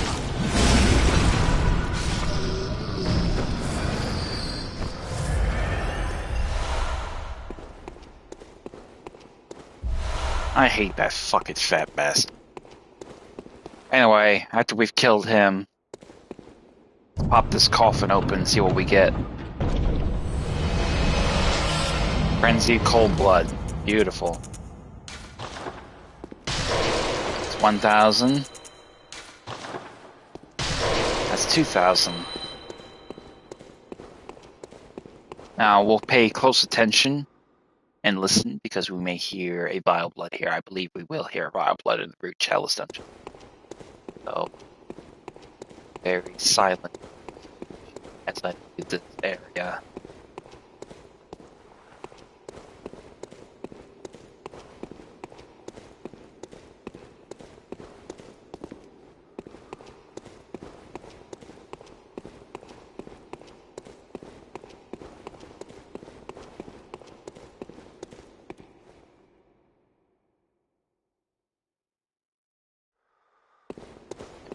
I'll go a little bit further away, and then I'm going to come back a little bit.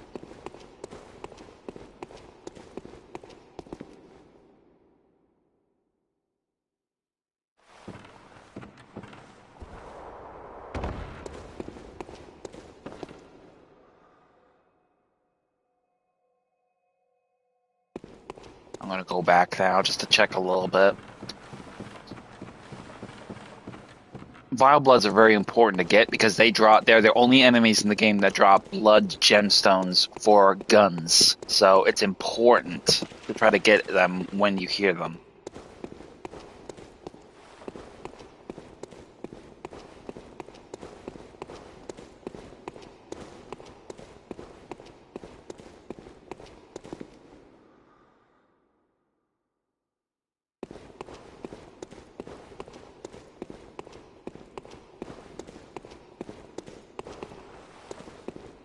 There, we don't hear nothing there, so let's check this next one and see if we get lucky. Nope, no dice. Okay. Ah, that's too bad. I think part of their discovery also ties to your discovery with your luck. So if you look at your character, you see that thing over there. Where is it? Here, hold on a moment. Discovery, yes, below the stamina bar. Discovery goes hand in hand with your arcane, so it really kind of like basically raises the odds chance of finding really good stuff. So as your discovery level goes up, the odds of you finding rarer encounters or rare items, excuse me, goes up as well. Oh, excuse me. Excuse me. Apologies. So, with that said, we're going to head into the first layer of this Chalice Dungeon.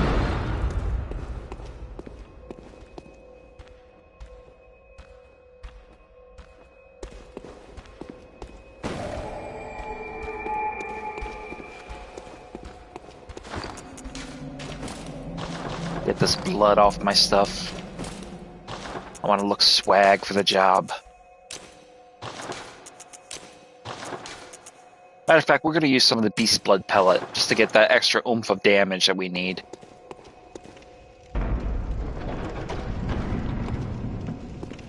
But in here, we will encounter a very vast, large corridor. Over here, this guy has a cannon, so it's a good thing we moved.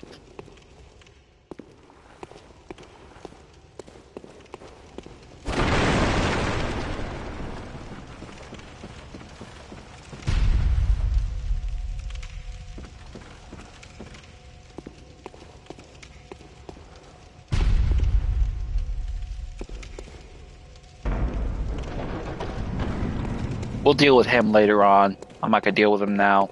I want to get it to the next piece of hunt.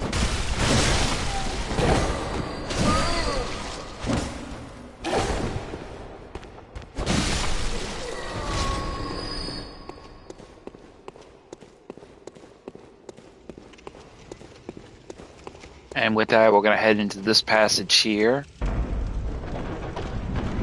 And we'll have our next watcher guarding a gate, as usual.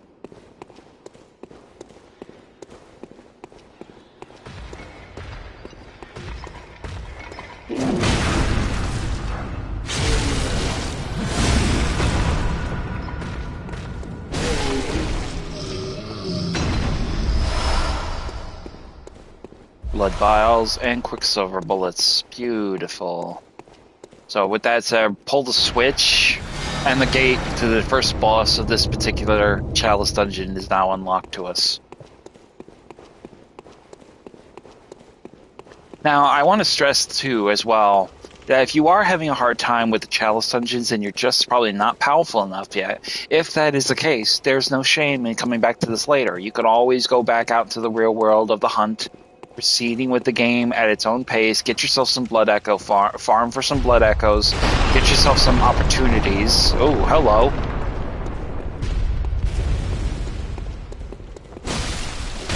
Get off that thing before you hurt someone. Jeez. You can always come back to this thing, go out into the world, farm some blood echoes, get your power up, then come back to them. You're maybe not strong enough yet, and sometimes you are not going to be strong enough. Oh, no, this is a funny one. I have a funny story for this, so hang on a second. I'll show you what this is. This is another trap in the Chalice Dungeon. Now, the ironic thing, I have a funny story with this, and I actually have a video on my YouTube somewhere of this happening. I was helping some other players do a cursed, fetid, and rotted Chalice Dungeon. That's a Chalice Dungeon with all 3 rights activated, which gives you a ridiculous payout of blood echoes for every enemy you kill, with the exception that you're very easy to kill, and you have very little. Your health is literally cut by half. So if it's like this big, it's going to be this big. You can die pretty easy. Well, I told the player to slow down because he wasn't. He was rushing all over the place.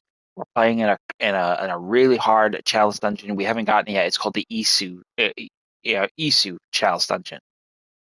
Well, he obviously didn't listen. Because not 30 seconds or such after I said that to him, he ended up running into this corridor exactly kind of like this. Not like this, but exactly like this. He triggered the switch of the trap. That trap came down just like that, and it killed him instantly. And all I did was just like, I mean, what could I do except I just stood there and I just was like, first I went like this, like no, and then I just went like, bye. And it was kind of hilarious to see. And I never did play with him again. He never did. I didn't. He was basically someone who actually I called with my beckoning bell. He just another player just jumped in, you know. So, but that was one of the most comical kind of deaths I've ever seen. Another one was when someone was blown up with a cannon, like we just saw in that hallway back there. So, please, when you're playing on a harder one, do not rush because you're gonna trip this and you're gonna die. And if you die, it's not my fault or anyone else's for that matter. Don't rush. There's no reason to rush.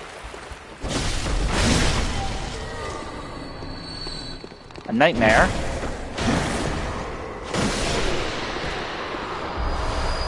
Adapt blood gemstone. Very good. Also, be mindful to smash boxes when you see them because you may actually luck out and find hidden items. We're also going to check these walls because we may have a hidden passage. We're sure to have one at some point. Especially in Root Chalice Dungeons. Root Chalice Dungeons are very random in their construction. So no 2 Root Chalice Dungeons are ever really going to be the same. You're going to get one that has varying degrees of, in terms of layout, in terms of enemies. Every Root Chalice Dungeon is different. So we'll encounter plenty of those as we play through the other Chalice Dungeons, which you'll see firsthand. So, but here we have another sideway passage. We're going to take that and explore that now.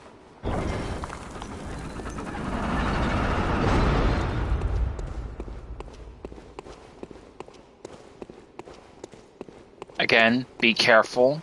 Do not rush. Make it ambushed.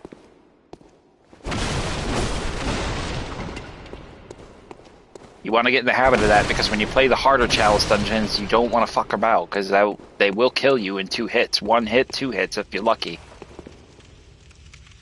Here we have, looks like 3 dogs, 2 ghoulies, and a snatcher. So we're going to go ahead and just take our time with picking them off one by one. If we can get them, we can actually get them with a fire attack. So we're going to definitely do that. Get their attention, make them chase us.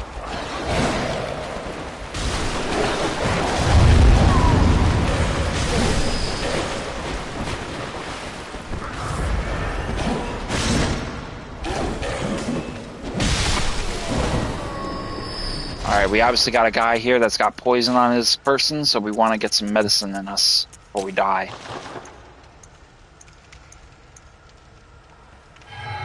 Probably that asshole over there.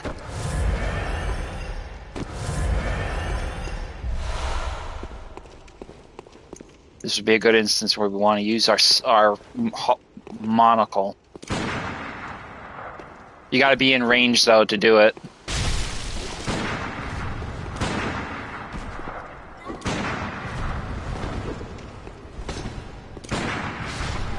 But the cool thing is you can actually jump back and forth and just like jump in and out of cover. So another little tactic you may want to employ to save your bacon if it comes to it. Let's get these dogs first.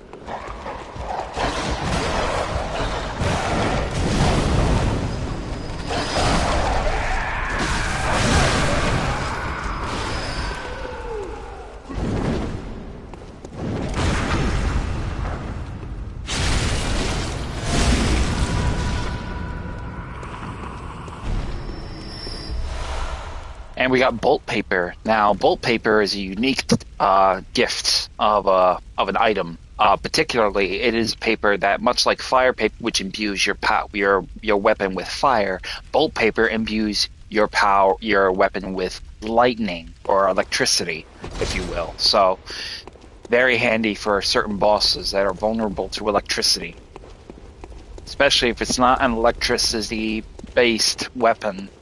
Which there is one, and that is the Tantris. But if you want to mix it up with, like, say, your Kirk Hammer or your Saw Spear, go for broke. But once you dispatch those enemies, go ahead and climb up here and proceed through the cavern and just go to town.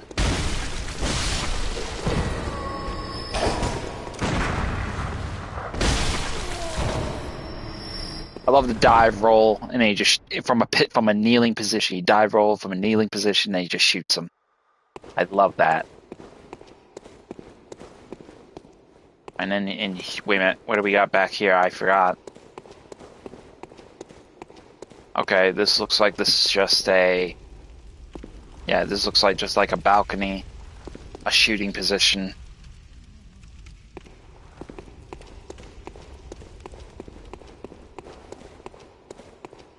And then this passage will take us across this bridge to this next area.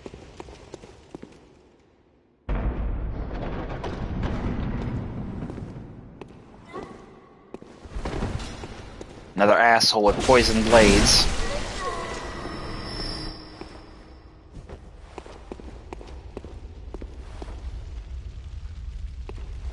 Come on, numbnuts.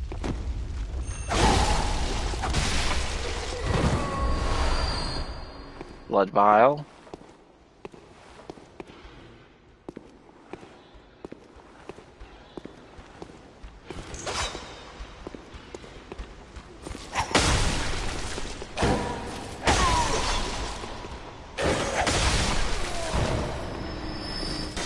I think we pretty much want to try to get this guy first before we take on the ghoulies.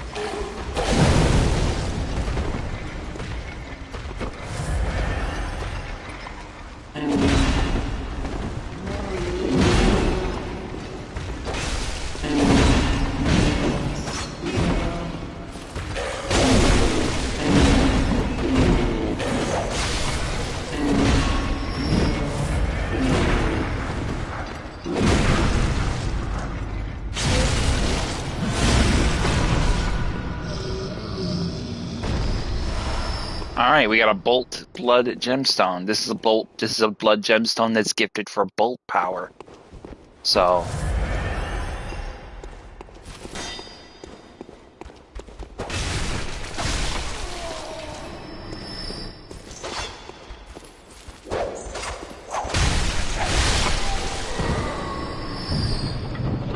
open the coffin, and inside we will find fire paper.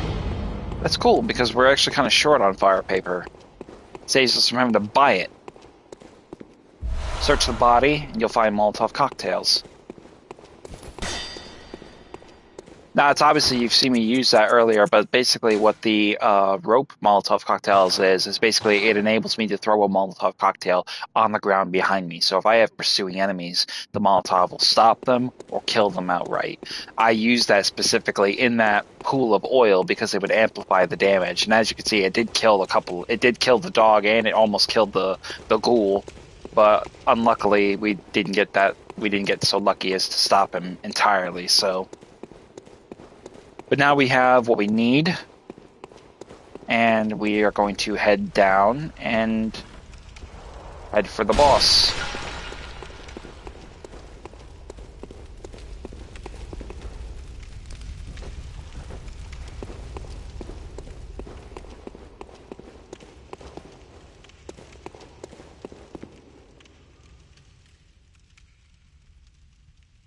I'm listening for a possibility of a vile blood, but it doesn't sound like we got one. So.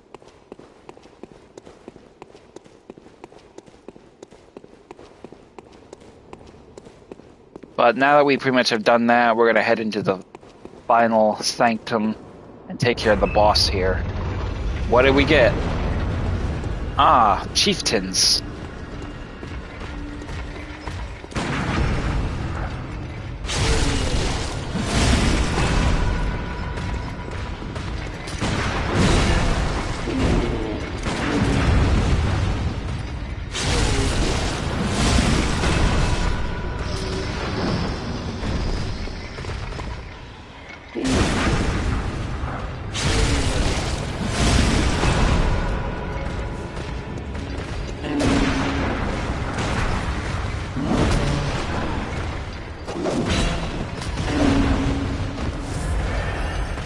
Come on, boy.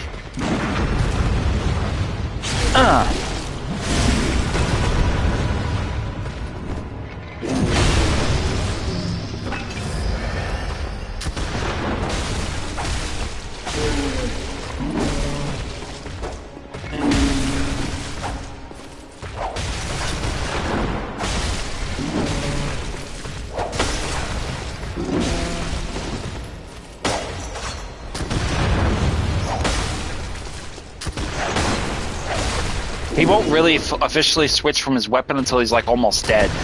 So he'll immediately switch. There you go.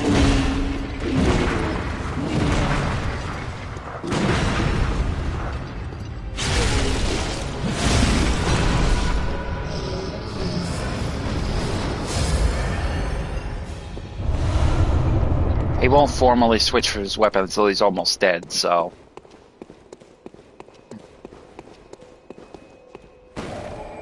We'll light that lamp. And I will try to see if there's a side area. I'll see if I can get to the side area. If there's a side area, I'll get to the side area first, and then I will head to the next area and, yeah, go back to the dream and use these echoes. Alright, there is no side area. Oh, there is a side area. Okay, good.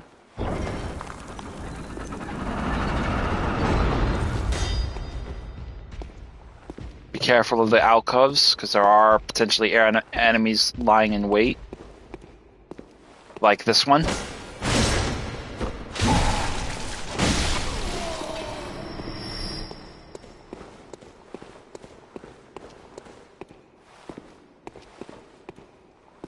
We have rats. Tomb mold will typically be found on rats.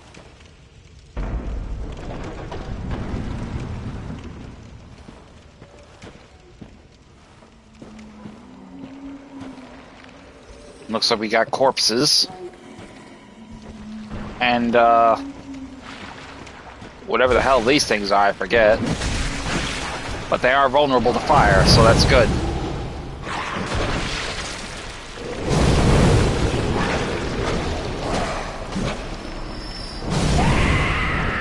The corpses here are also vulnerable to the... that's the weird thing. You know, if you remember, we encountered the corpses in Central Yarnum in the aqueduct. But in this particular instance, these enemies are not very vulnerable to fire. So it's very bizarre. I do not know the full scope of why they are vulnerable to fire here, but not in the real world. Over here there's a chest. Go ahead and open that and you'll get some ritual blood.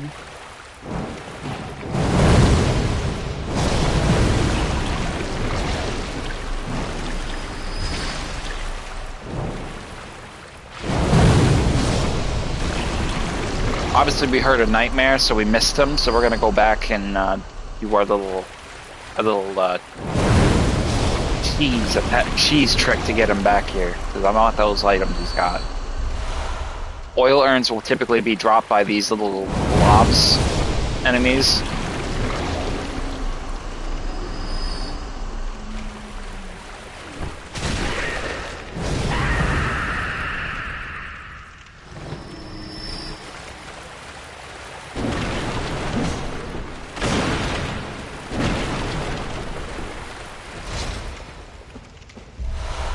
Shining coins are also something that they'll be dropping too, so we're gonna go ahead and exit.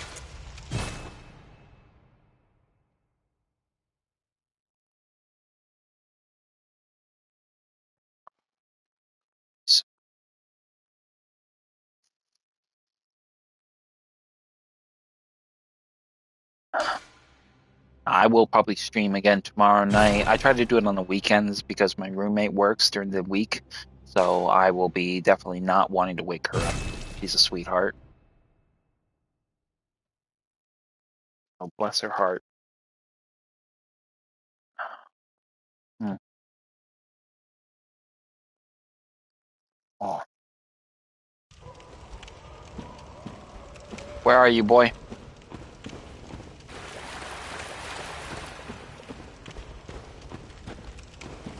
Is he down here? I don't think he's down here. Well, shit. I made a mistake. I didn't have to exit the game at all. He's probably above us, is where he is. He's at the top of these stairs.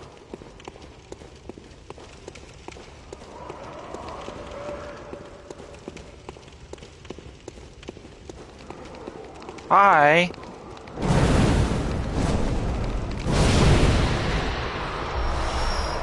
The little tempering blood gemstone.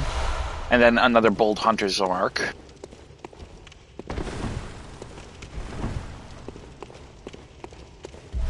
Over here are some Molotovs, and over here some ritual blood. So you'll find a lot of chalice items of relevancy, especially even now at present. And then here we have our little beast magic friend here. If we walk slow, he won't wake up, which is good for us, because then we can do this.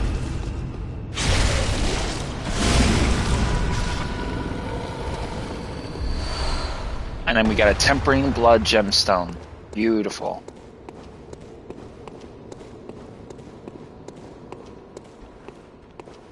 Open up this. Before we go down the ladder, we're going to continue our search up here for anything else.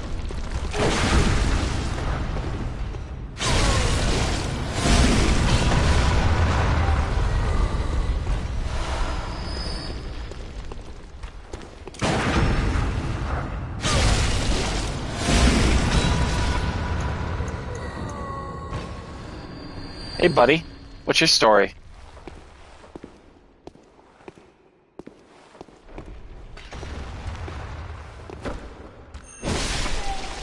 Don't get up on my account. Now up here, we will have this passage. And down below us, we will have a guy with a cannon, as well as a snatcher, and many other enemies. So what we'll do first is we'll get rid of this asshole with the cannon. And we're going to do that by using Molotovs. Well, actually, we can't throw it that far. Let's see if we can shoot him. No, we can't shoot him either. What the hell? Oh, do I have any throwing knives? I got those. Let's see if we can make it with this.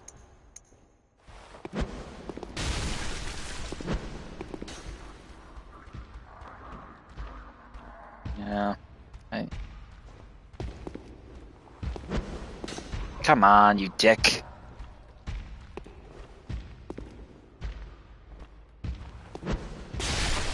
There we go. No knife, no cannon fire for you, buddy. You got some blood vials. Now be careful because you don't want to fall from up here. This fall is pretty much like, you know, self-explanatory, but you'll have to go all the way up here to get him up here again. Grab the blood vials for this guy.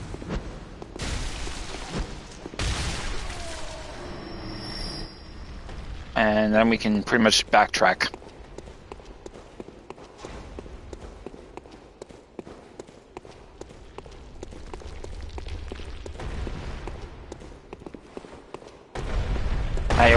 That sound you're hearing is actually a trap.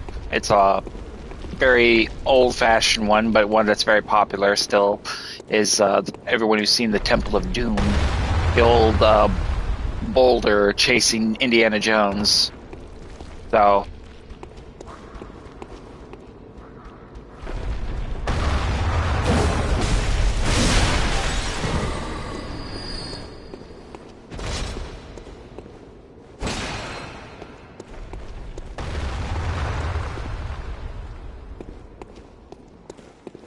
obviously that's going to take us where we were initially at, so where we want to go is right here, but first let's go over there, because obviously that's a dead end, and we'll go ahead and get some easy work here.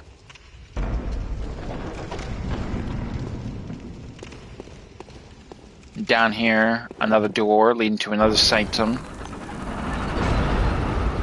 And in here, we will find a Snatcher as well as a Watcher. So we will want to get the Snatcher's attention first. The Snatcher is actually vulnerable to poison knives too, as well, so... Come on, dickhead.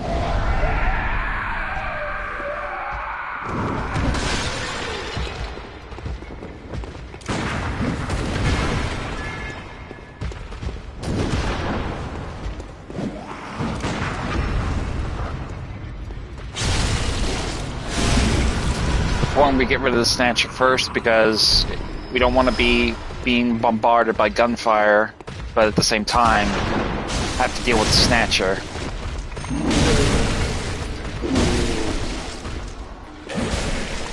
Oh, we got...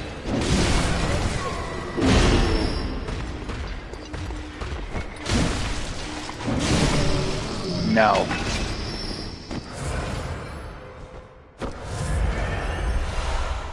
Get the Quicksilver bullets off him. Now, in this particular area, you'll find a few things. Number one, you'll find a lot of chests.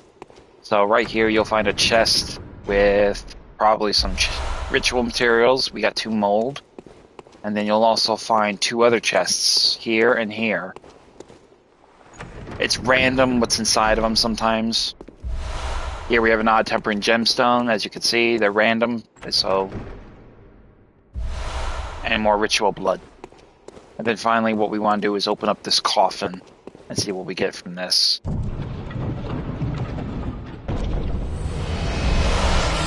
Bone Marrow Ash. So a lot of these really awesome, powerful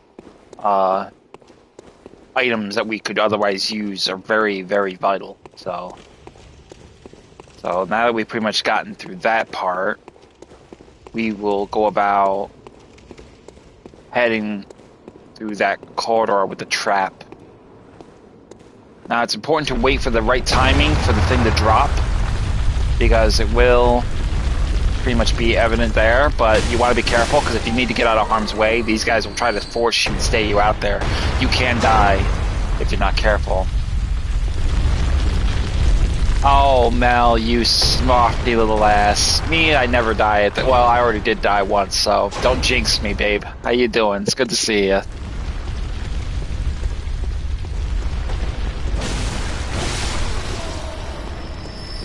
Are you well, hun? It's good to see you here. So right away, you got the Snatcher. We'll just wait for him to do anything.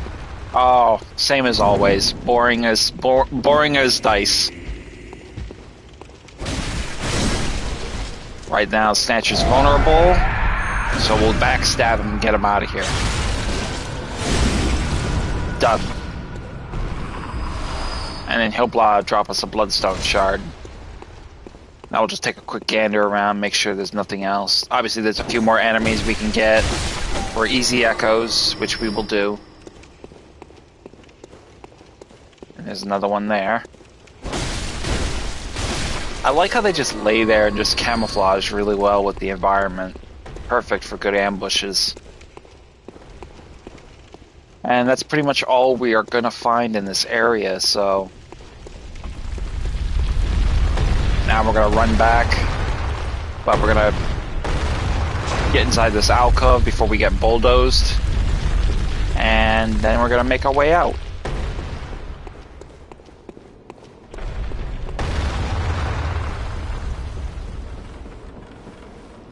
I think this is the way out.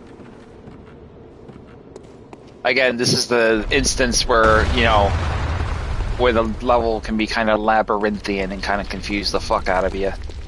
So just be careful.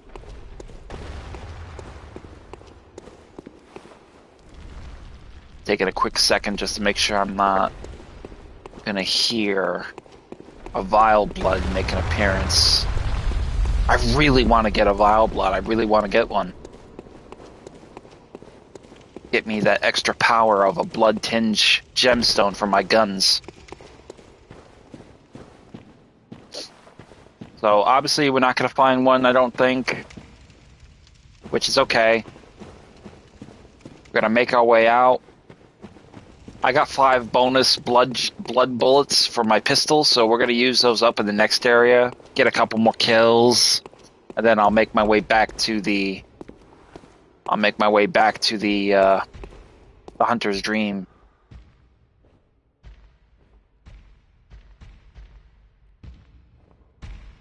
That is weird. Didn't I just kill all the... Unless that's from the next area. It's gotta be in the next area. I hope it's in the next area, because I know I didn't leave anything... I didn't leave any enemies behind.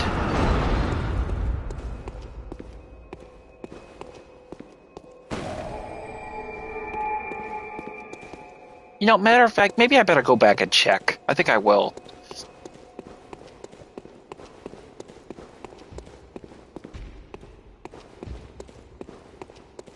Yeah, because I can hear that fucking snatcher stomping around. And I'm sure I killed everyone down here. But, you know, 400 blood echoes is 400 blood echoes, and I want to get I want to get them. I want to get everything I can get. Lord knows I need it. So we'll take a chance. Couple minutes, quick run and gun through the area, make sure.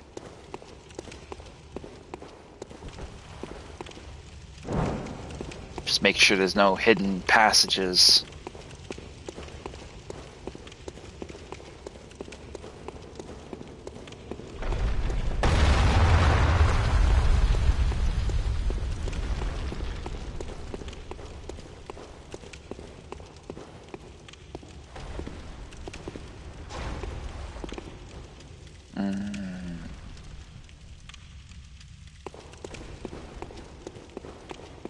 Where are you?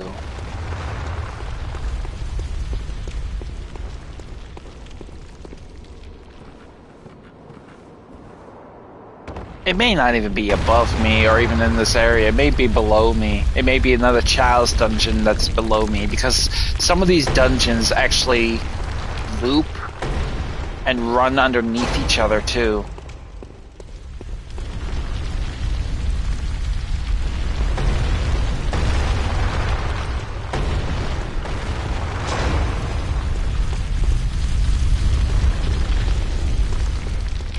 This is my OCD at work. It's gonna bother the hell out of me until I find the fucker. If he's even down here to be found. I'm sure, I'm almost certain that's probably gonna be a case of it's gonna be below me. It sounds like it's so much closer. That's what's so deceptive about it. Yeah, a wasted trip. But I wanted to be sure.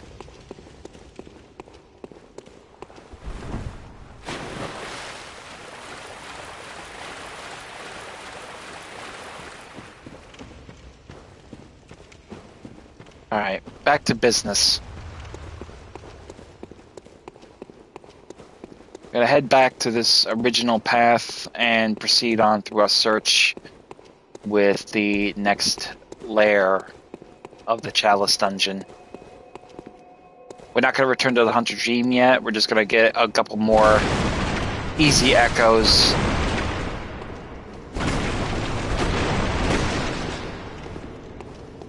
And what do we have here to show for? What kind of threats? I don't see anything yet.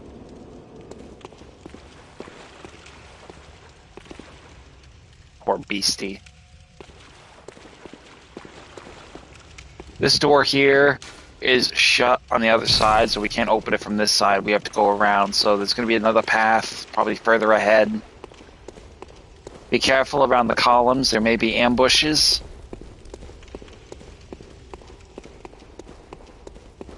And here we have our first ghoulie.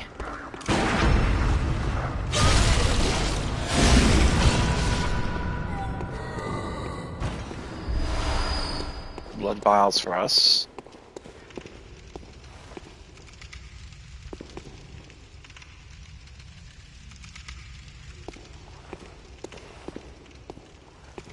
We're gonna open up this path here.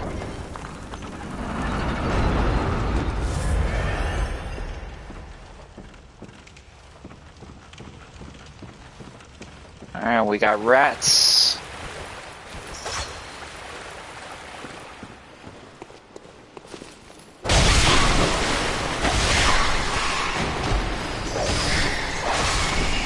There we go.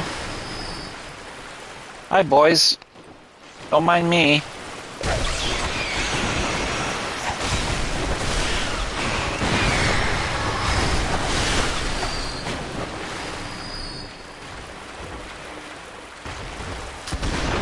Another pistol one.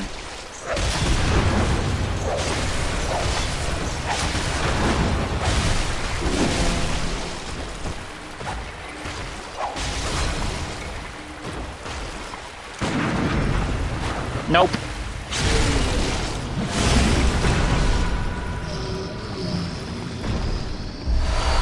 Easy blood vials. Open up the path.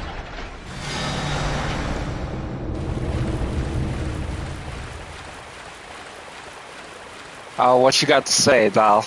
By all means, please. Indulge us with your acronym.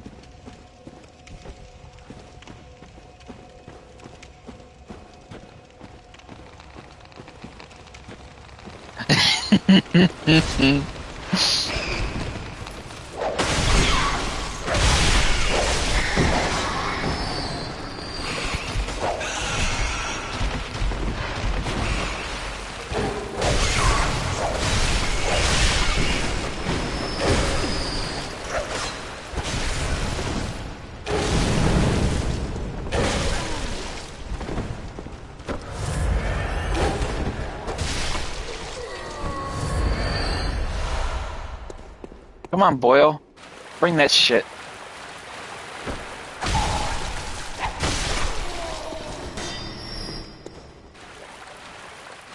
Another rat.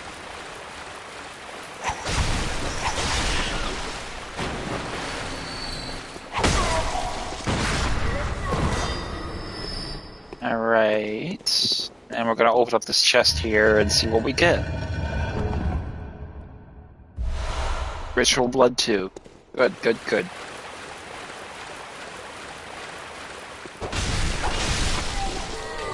Now, also bear in mind, there will be other hunters, particularly down here.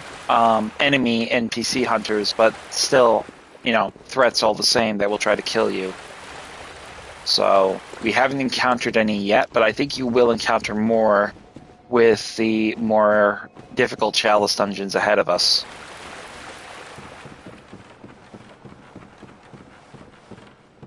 So once we've pretty much navigated all that, we could go back to the... I'm going to take a risk, and we're going to go about doubling back and going to the next dungeon lair boss. And I think after that, I'll call the ball. Oh, we may have a side area up ahead, though. Let's see. Nope, no side area, so it's straight for the boss. Now, I will probably use my Bold Hunter mark to get out of this if I need to, but we'll see. Aw, man-eater boar, wonderful.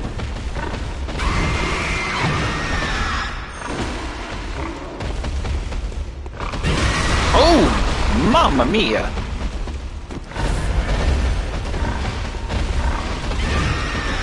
Alright.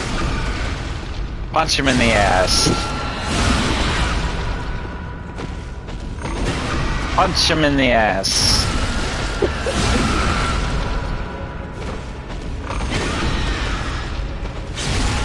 This looks important.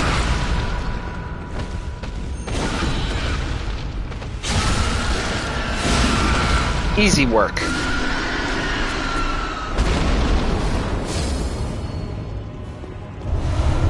And then with that, we get easy echoes, we get insight, and we get a radial blood gemstone. So, gorgeous, gorgeous, gorgeous. And now we will go back to the hunter's dream and make good work on our rewards in that facet. So, hey Mel, I know you probably got something you want to say to that one, huh?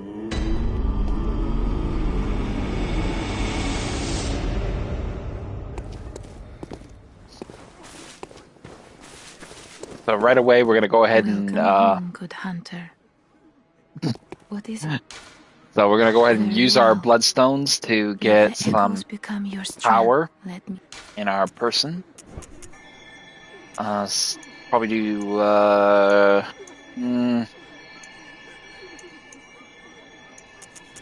do some vitality. I need some more health.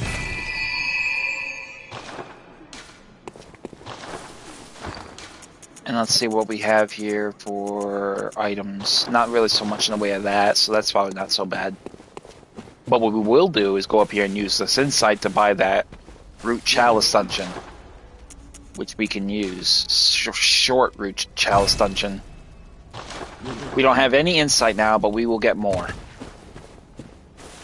So with that being said, we'll go ahead and do a dungeon quick search. And we have a new one. Now, these particular ones are unique because this is where you can actually use additional rights to get better Chalice Dungeons, but we're not going to continue with that one yet. We're going to finish the one we're on right now. And then maybe we'll do that one.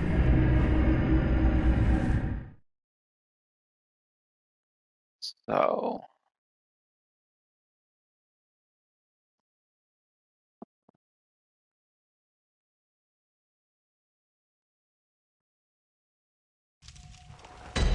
now that we pretty much are back here, we'll continue into the third and final layer of the Chalice Dungeon.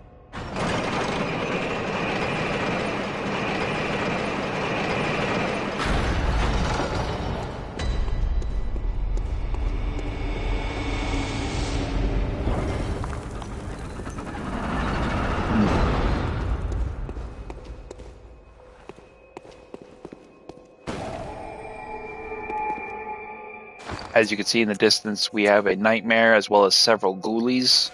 So the second we go for that nightmare, we're gonna get blitzed. So we're gonna need to get the upper hand in this affair.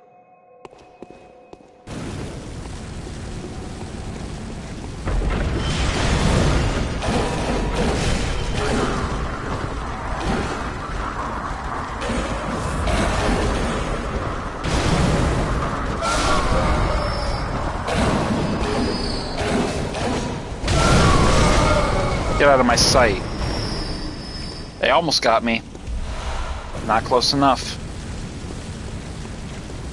Obviously, you want to be very careful because you have multiple of these traps here that are basically triggered by the pressure switches. So we'll make swift work of these guys.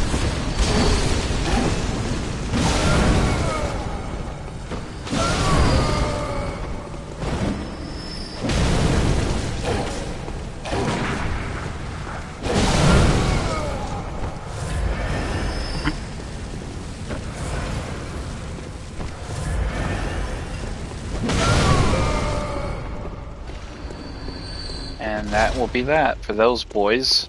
Make sure there's no stragglers like this one lying around.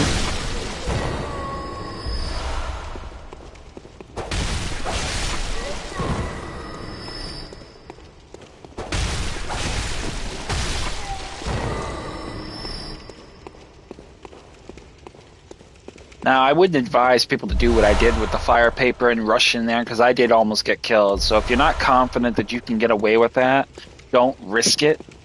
Let the nightmare get away. Kill the enemies. Use the little cheese trick to get the nightmare to spawn back into the fight, and then get the nightmare. What I did was actually pretty reckless, so I wouldn't recommend anyone to follow my example. So as you can see, we have 2 doors here. We're going to go first with this one on the left, which will lead us into this court, kind of like hallway down here. And here we have 2 of these guys with fire-imbued weapons. Easy takedown for them. Go ahead and destroy the statues so we don't get killed by them.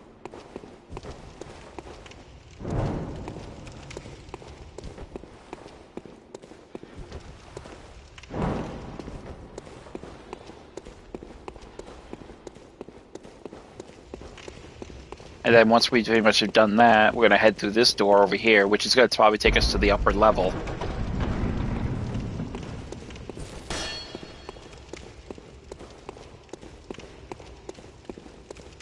Over here on this body, we'll find another bold hunter mark. I haven't used any yet, thank God, but typically I'll be saving those for the like harder, really harder Chalice Dungeons. Because if I do encounter an enemy that I'm not confident I can beat easily enough that I won't risk losing my echoes, I'll port out and go burn my echoes by using them to buy resources or something, and I'll end up doing it that way. And we get rid of this beast demon, and he'll drop us another adept blood gemstone. Now there's actually a door over there and there's a door here, so we're going to open this door first, which will take us to the upper catwalk area, high above the room we were just in. Always check the walls. Again, check the walls. You may find a secret passage and easy items.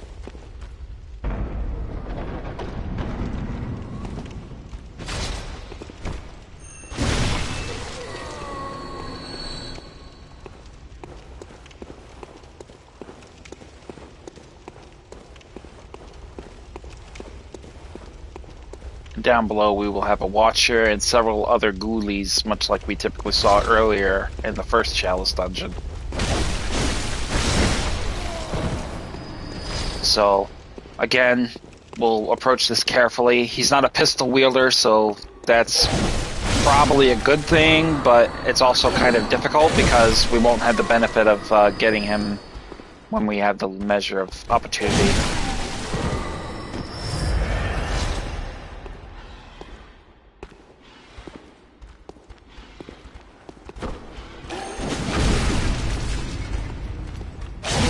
Nice trying to ruin my visceral attack, asshole. You tried, you failed.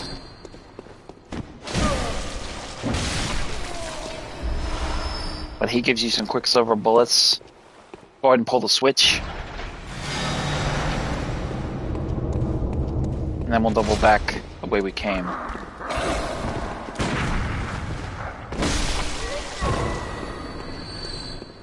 Grab the old hunter's mark as well off of this corpse here.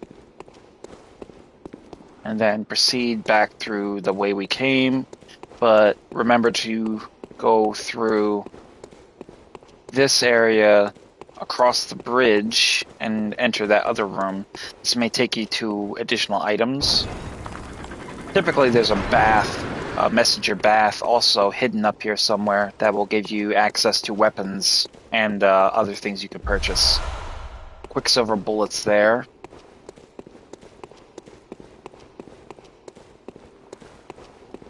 And that is pretty much it. Now we can pretty much go back and head into the next area and deal with our third boss.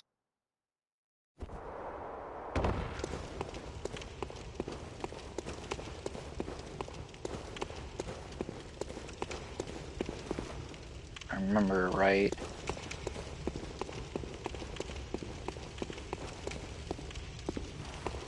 And there we go.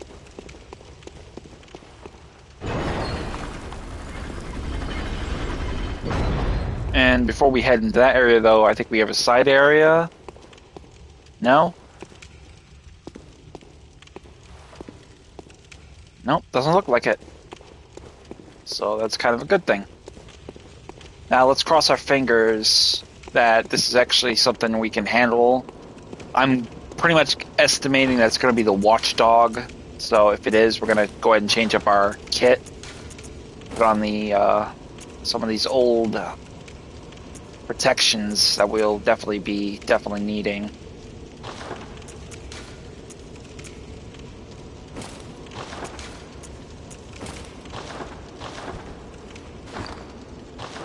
All right, here we go.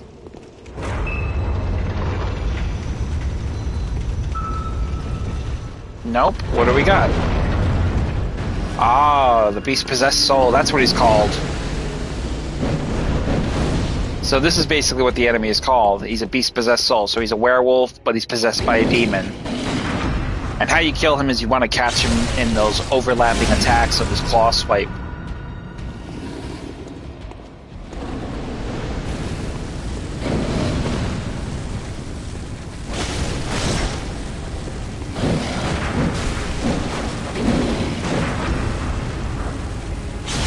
Goes without saying that he's vulnerable to fire and serrated weapons.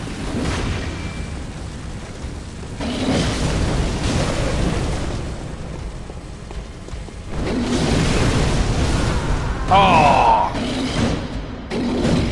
He got me. And that's what I mean when I say that his power of the fire is very damaging. You know, on top of that, you got a werewolf that's possessed by a demon that somehow now has power to magic. So unfortunately, his fire is very damaging. I mean, at the initial physical attack of his claws doesn't kill you, the fire will. So, hey, it's okay. I'm still here. I'm ready to roll. We'll go through this again.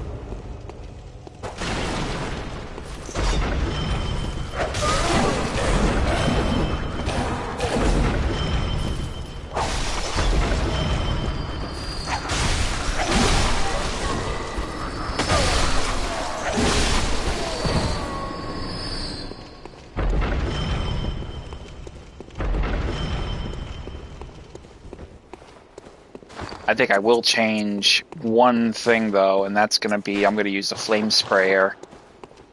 I'll still get him with the stun of the visceral attack with his attacks, but I will ultimately avoid using the fire paper if I can help it.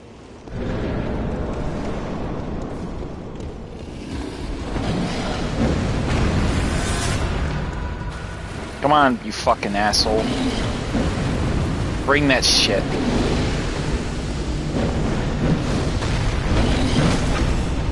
There you go.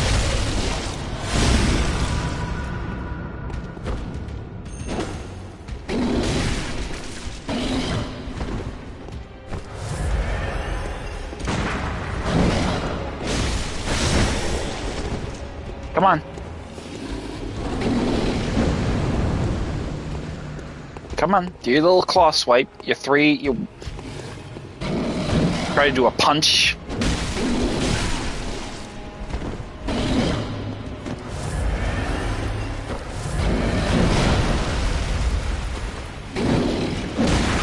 There we go.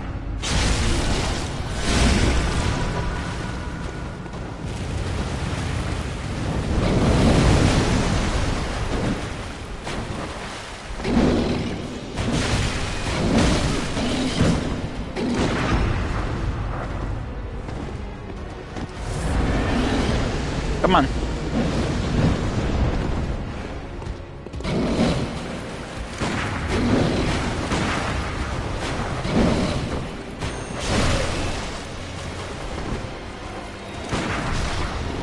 Bang.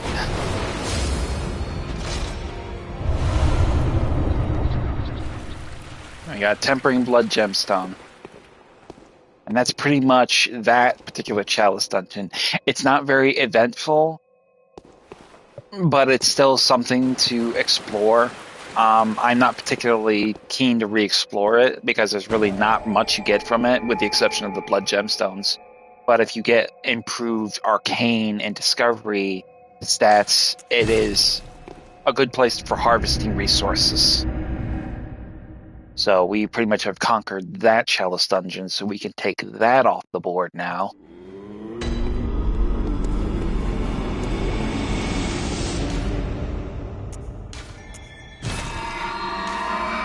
And now we can put the Chalice Dungeon of the Central Thumero Chalice Dungeon, which we will set up for now. And now we'll go ahead and use some of our resources to buy something. Ah, I must have drifted off. What is it you desire? Very well.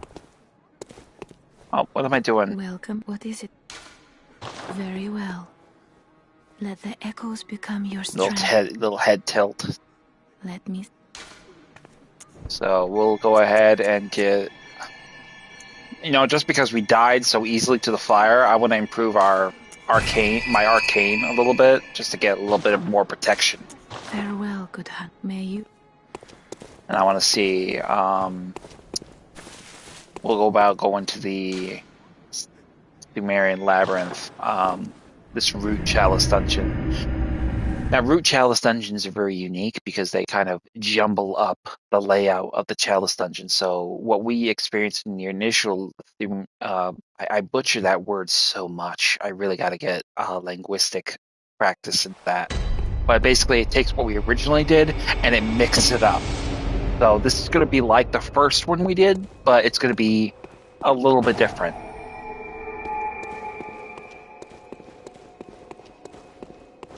So we're going to just go ahead and head into this next one.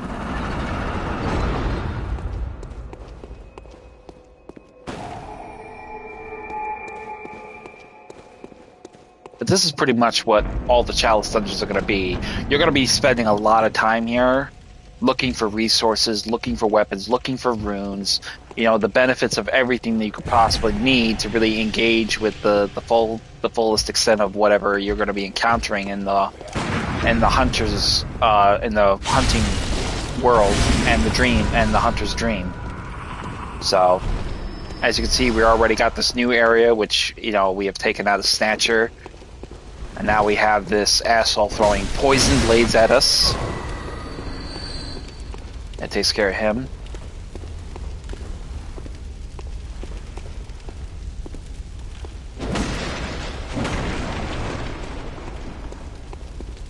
And we're going to proceed down this passage. Obviously, that's the way to the boss, so we're not going to get to that just yet.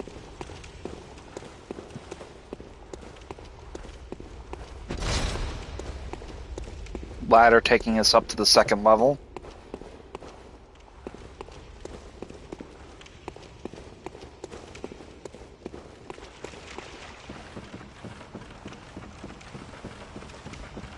So we'll head through here.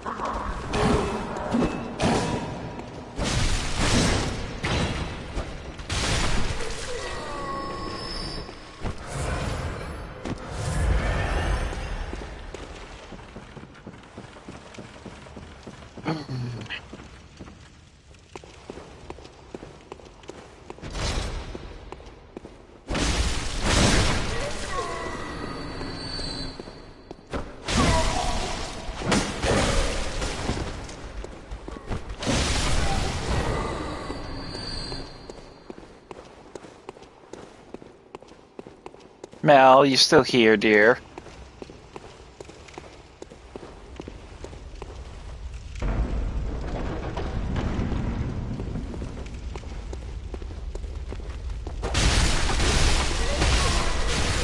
Oh, we got a knife. Poison knife, boy.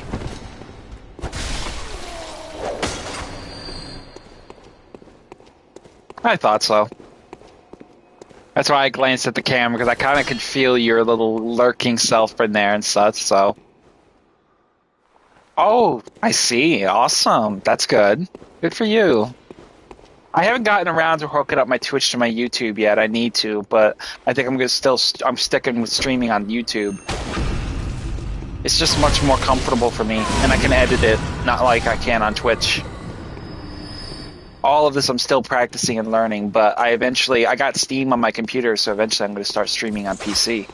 When I get more RAM to download games, of course. because I don't have fuck all for RAM data.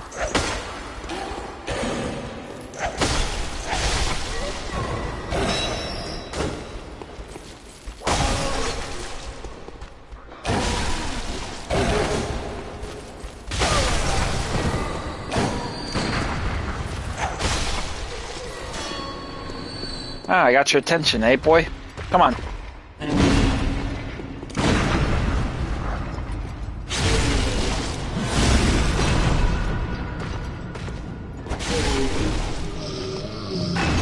You just very well might. Depends on what game we'll be playing.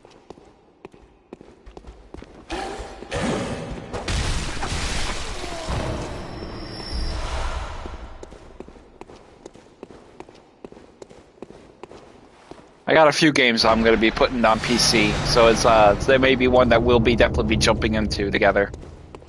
It'll be nice to actually have good like-minded company in my circle.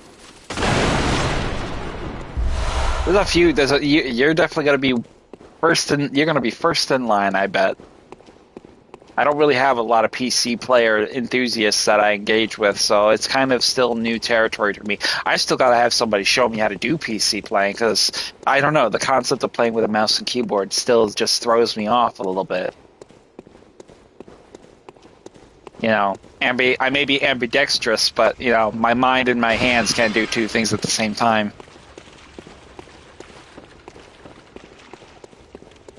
Or can they?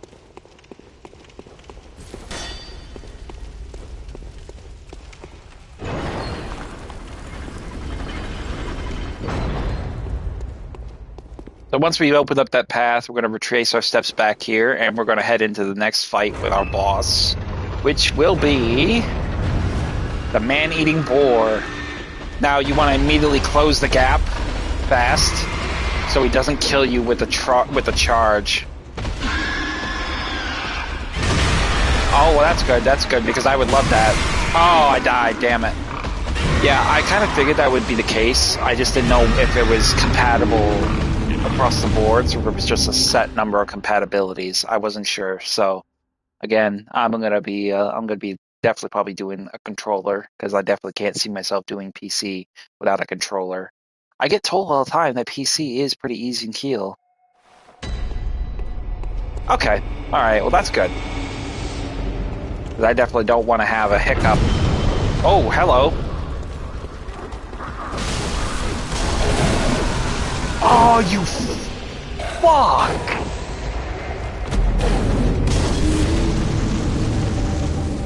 No way that just happened.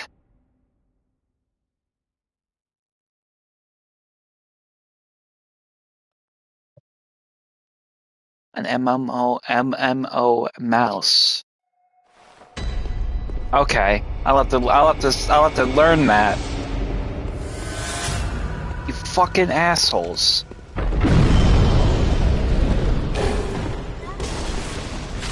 You fucking sons of bitches. Now I'm mad. That's the second fucking time you assholes have cost me echoes.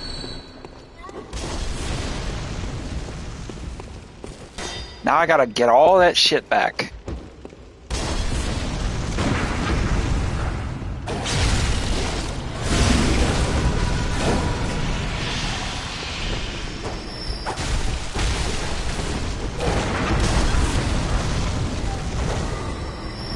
Where is this motherfucker? Son of a bitch.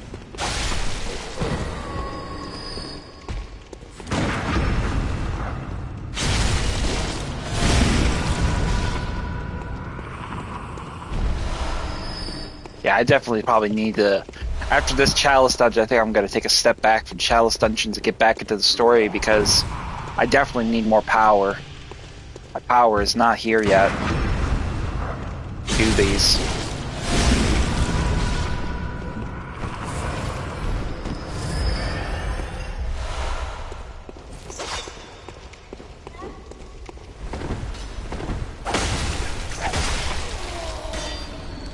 That's got me down. I'm sick now. That has got me sick to death. I can't believe I died like that.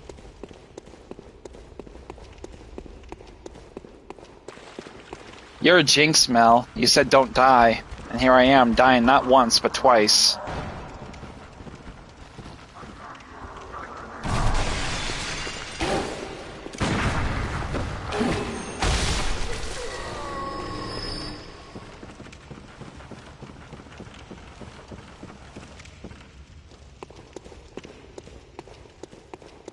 I did not do that to myself.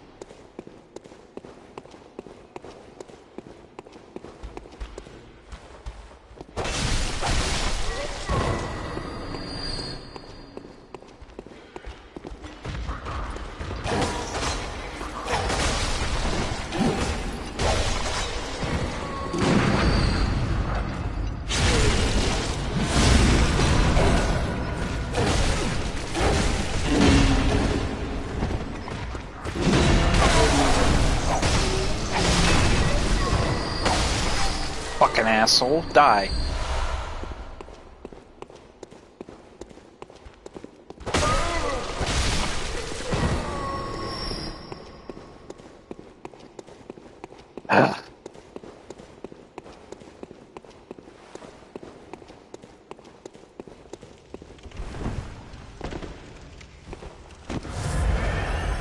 Alright, Tig. I'm coming to get you now. Fucking asshole is 13, I think I had 12 or 13,000 echoes, and I got blitzed by these fucking apes back here that got me all pretty much cornered.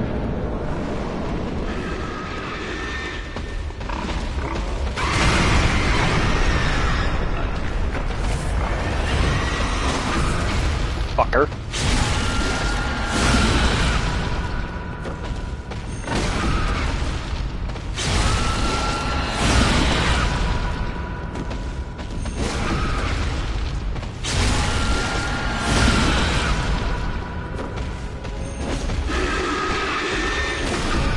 This looks important.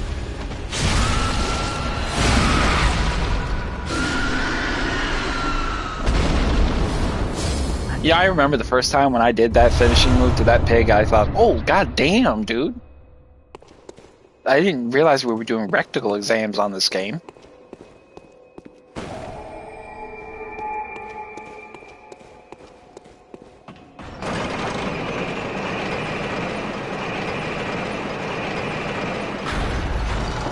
Probably change my outfit, that might help. That's probably part of the reason why I got dead. So, once you've taken care of the pig, you want to go ahead and proceed into layer 2 with the elevator.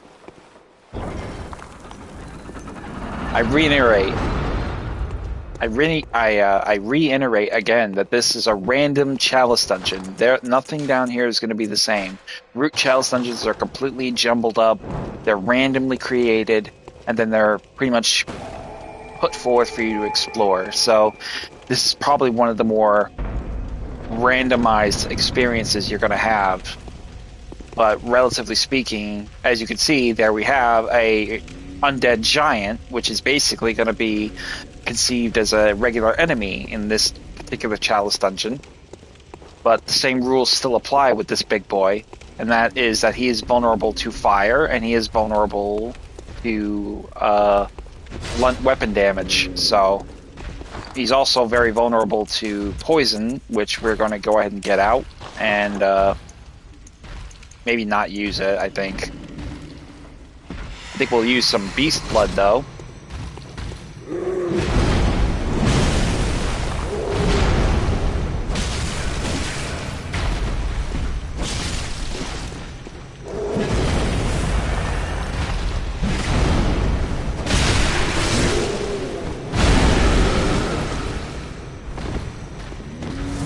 Come on, boy.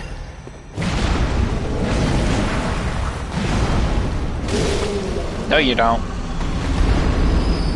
And down goes the giant.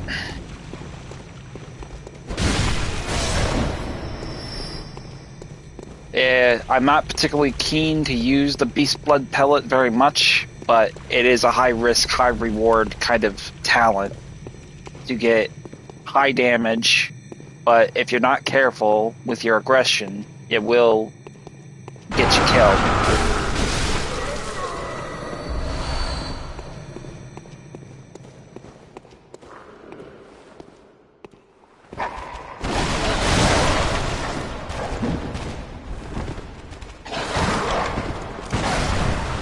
Bad dog.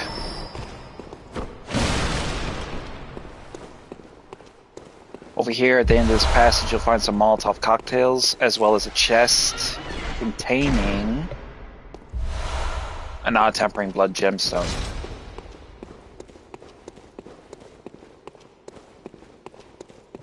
Now, it's important to pay attention to your gemstones, too, because some of them will make you more powerful, and then some are just not going to really work too well with it.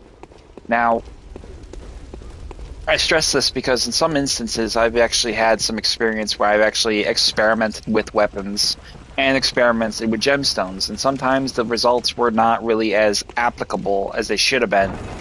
Other times it was not nearly as beneficial as it could have been because, you know, it just didn't work. So this one is locked into the side, so we got to go down.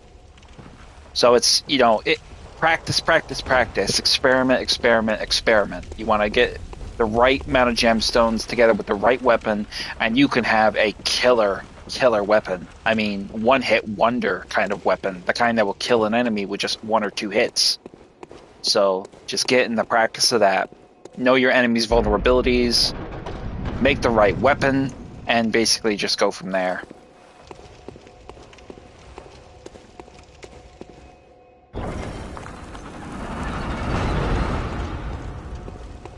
Very dark in here, so search the bodies. Blood vials on this one. Quick stones, quicksilver bullets on that one.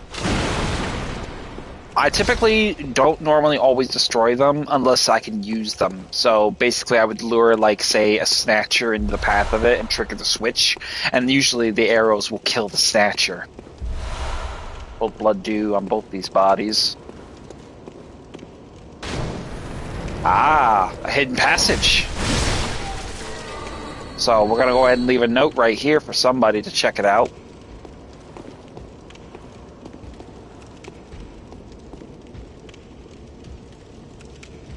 Oh, better be careful.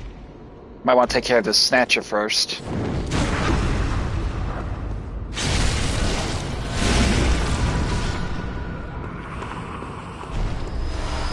And he dropped us some ritual blood. So right there, we're going to leave a note.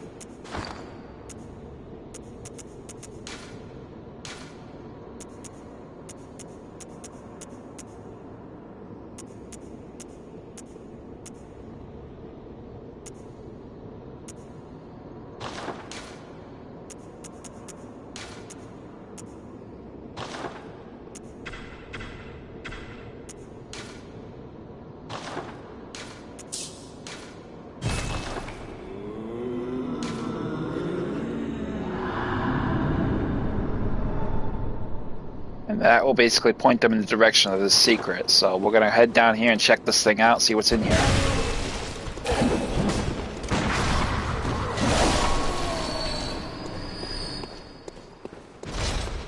Ah, a chest.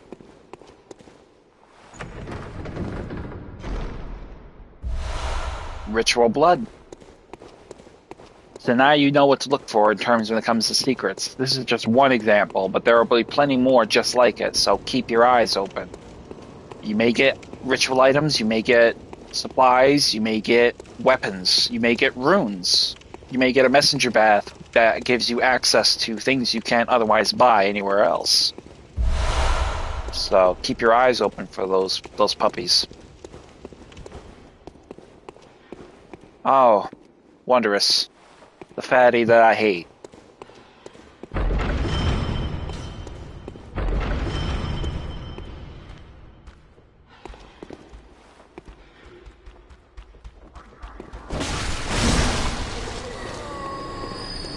That's amazing how he can fit his scrawny little ass through that.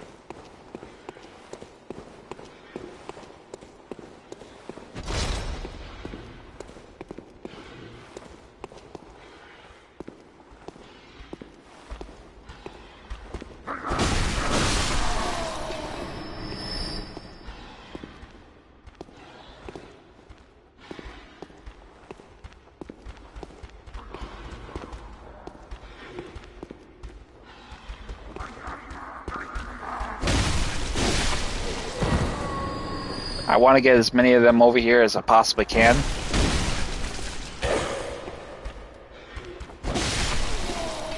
I don't want to draw Big Boy's attention. If I can get behind him, I want to try to do it. Otherwise, he won't be doing his roly-poly shit.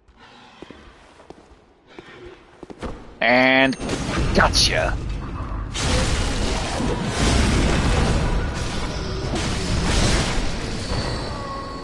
Pull the switch.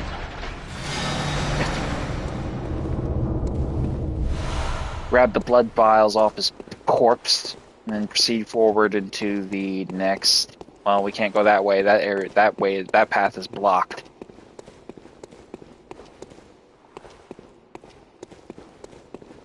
Matter of fact, let's. No, we won't go that way. I don't think there's a hidden path there, but there was a hidden path there, so I'm kind of glad we found that, at least. So we're gonna head through this way and head down.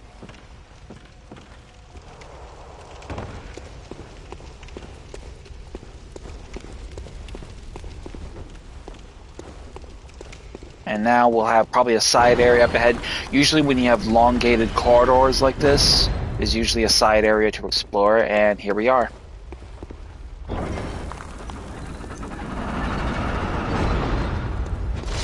So we'll take care to...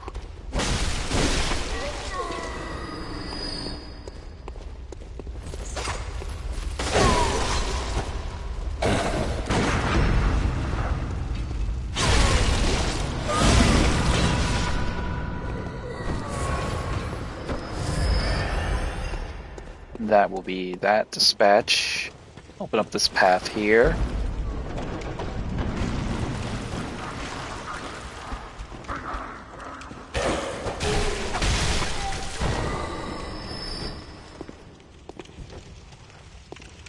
Over here on the left, you will find quicksilver bullets. And further into the next corridor, you'll have a few side areas. I can hear the sound of a pig, so we're going to have some man-eating pigs here. Just make sure I can get a link on their position. I don't want to take any risks. There's a nightmare on the right, and there's a man-eating pig on the left. I think the first thing I'll do is deal with the nightmare.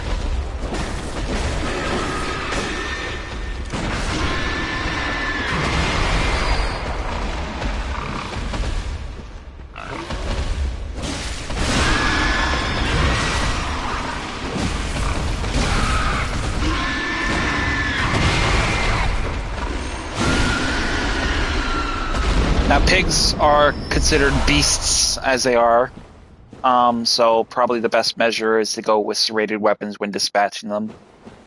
Fire, I don't know if it works on them per se, but it's possible.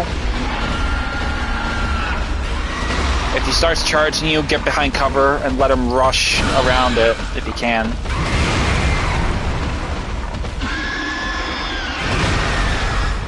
Trying to stun him from the front like this is difficult, but it's doable like that.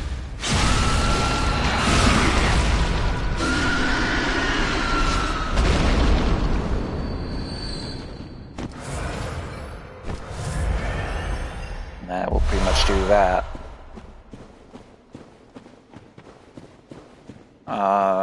Obviously there's another passage there. That is not the way we came in, so over here on this body you'll find 4 ritual blood and a ladder going up. So I think the first thing we want to do is before we continue on the ladder, I want to check out this passage down here. Get our torch out.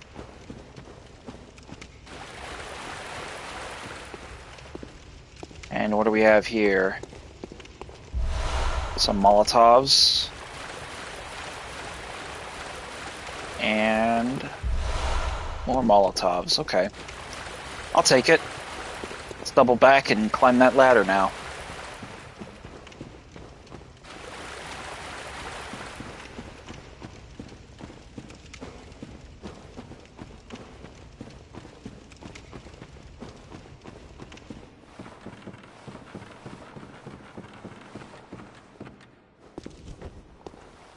And we got a guy in our way.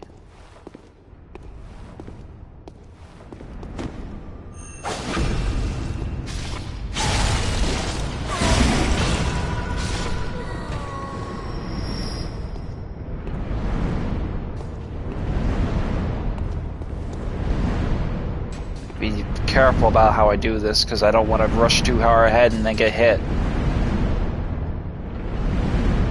Alright, we're golden.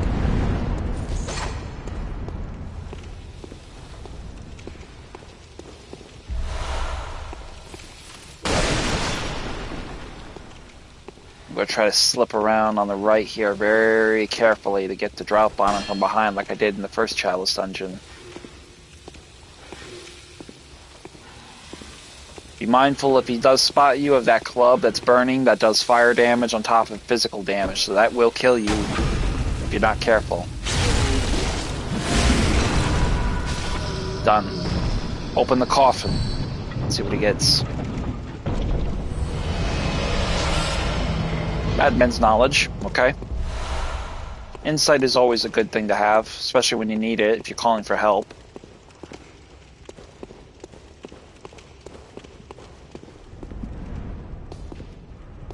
And we're going to go ahead and drop down on the stone and then drop down on the ground. Be very careful, there may be a threat down here. Maybe a snatcher.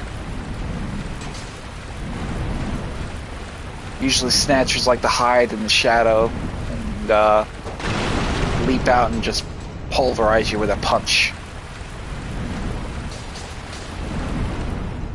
But it doesn't look like it, so we're going to head on in, but there is a rat.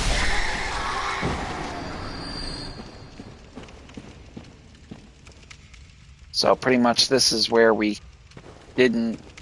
Well, that's another passage I didn't see, I guess. So we got rid of the pigs, we got some easy echoes, we got some supplies, and we got some madman's insight. So...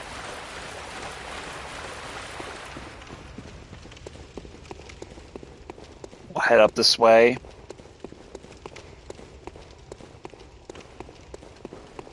And head into fight the next Chalice Dungeon boss. Which will be more of the Watchers.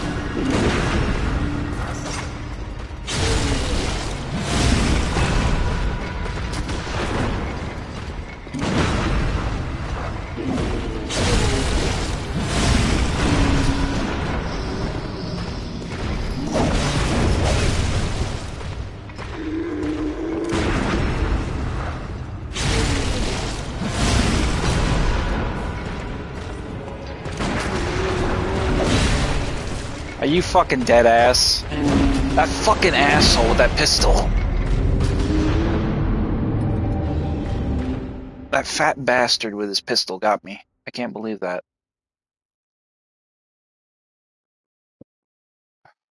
I hate overlapping attacks because they stun lock you, and then they set you up for some other asshole to get a cheap kill that they, by all accounts, didn't fucking earn.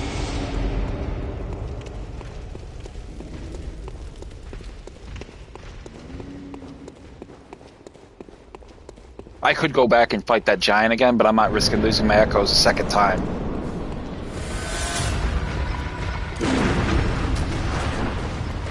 Alright, this guy's gonna piss me off. That's again, he's cost me a viable attack.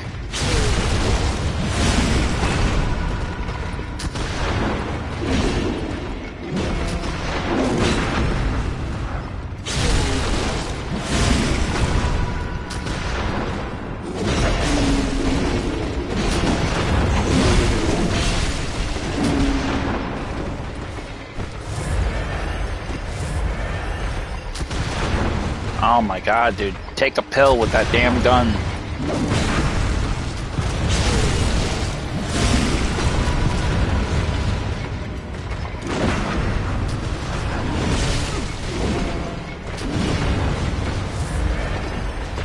I'm gonna fuck you up with that pistol, I'm telling you. I wish I could actually have a unique finishing move where I put it in his mouth and pull the trigger. Put an end to him right down the spot.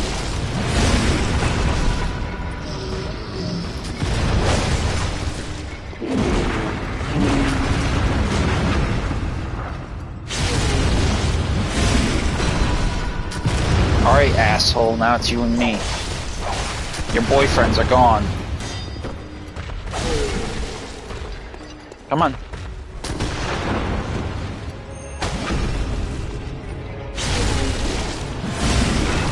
Get your ass up.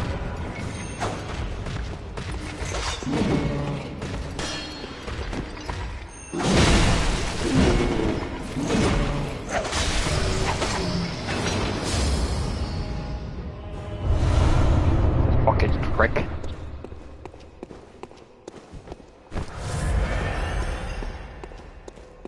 Yeah, I think I'm definitely gonna take a step back from the Chalice Dungeons after this and get back to the real world.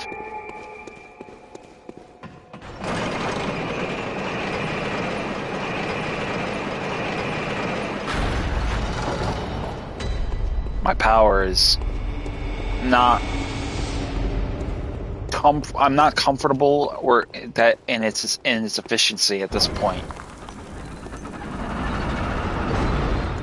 So we got a side area here as we enter layer 3 of this Chalice Dungeon.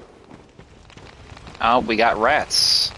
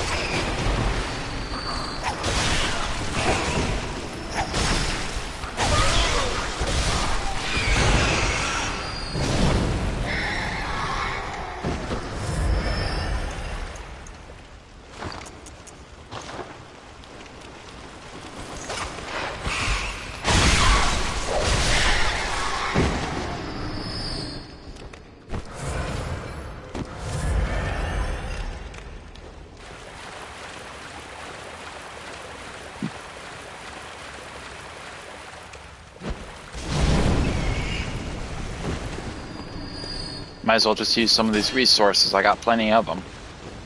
Molotovs especially.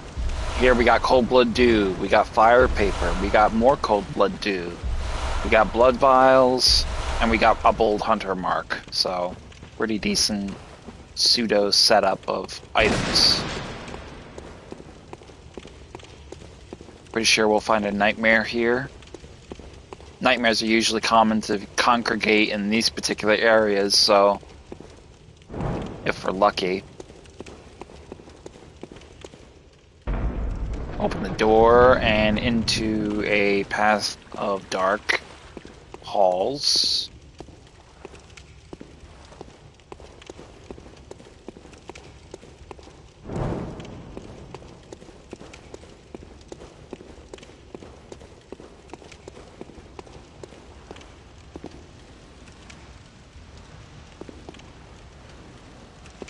We got enemies down there with torches, so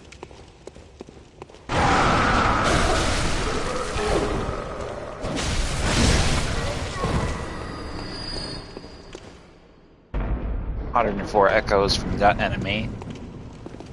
And then here we have an upper corridor and a bridge point. Before I go further along, I'm going to descend the ladder and see what waits below. I'm pretty sure it's going to take me to where those 3 enemies were waiting in the small courtyard below. But over here, on the body, we'll find some more Quicksilver bullets. A door leading probably likely right out to where we were going to go anyway.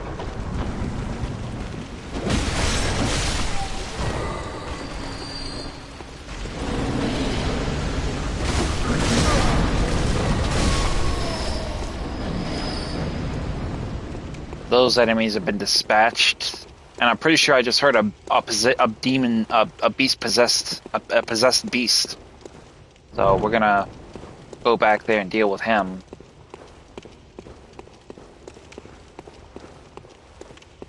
I wonder if he can. Oh, wait a minute. Somebody just got killed. I wonder if that was the possessed beast. What killed him?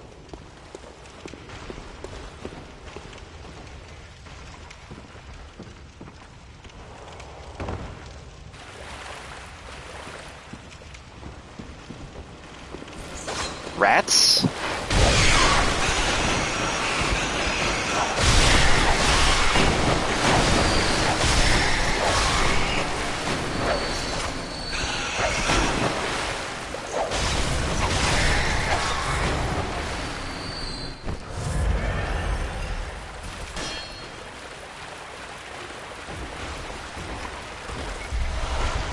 Holy shit!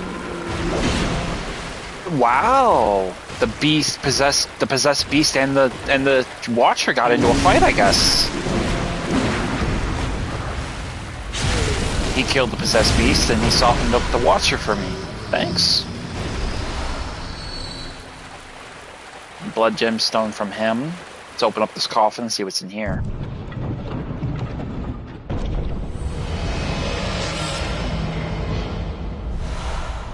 Ah. Here we have one of our unique weapon variants. So here we have the regular saw cleaver. This is what I was referring to when you find extra weapons of varying styles. So here we have the saw cleaver, and this one has 2 radial gemstone slots and a waning gemstone slot. The uncanny saw cleaver actually has 2 radial gemstone spots and a triangular blood gemstone. So we there we have it. I mean, you get those kinds of variations where you get an adept blood gemstone, and you can actually mix it up. So you get creative. You can get creative with unique facets of weapons.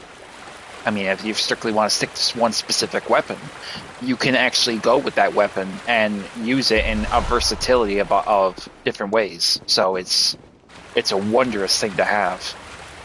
Alright, we have a door that opens up only on one side, so we're gonna open that up and see what's in here.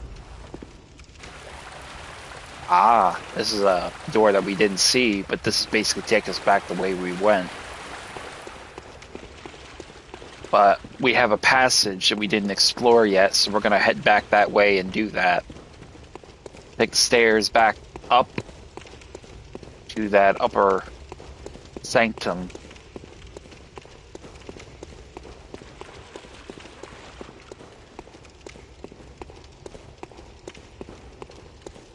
Just making sure. Oh, okay, here we go.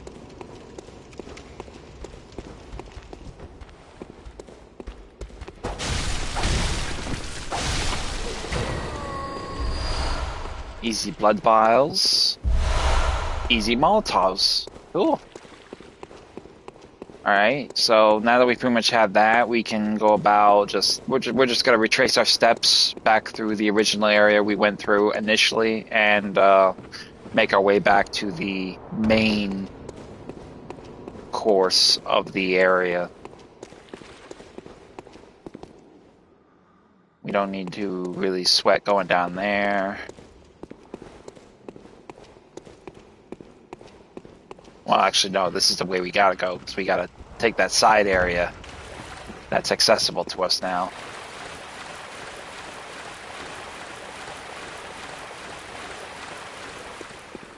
There it is. Okay, now we're back on track.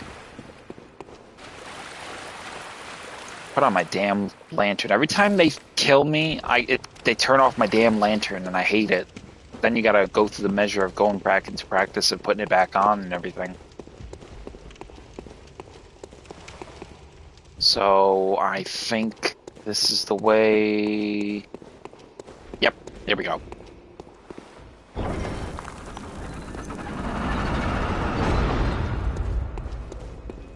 Go ahead and light the lantern.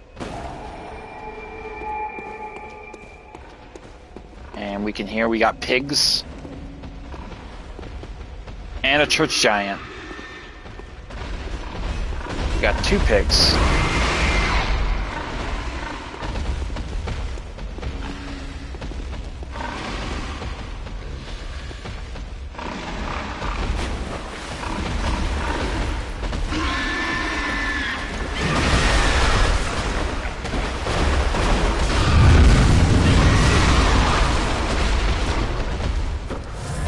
Oh,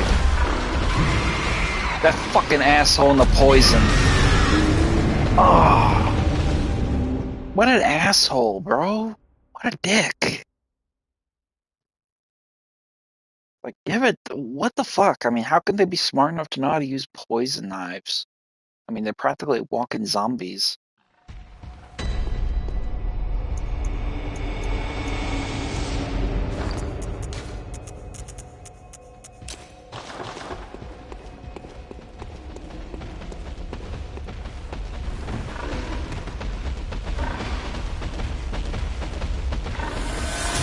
Going to get this fucking asshole first. Fucking dick.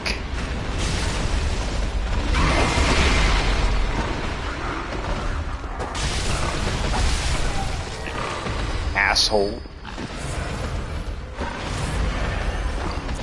I want to get him over there into the oil so I can really fuck him up, so I'm going to use a blood cocktail to get his attention. Because he can't resist that shit.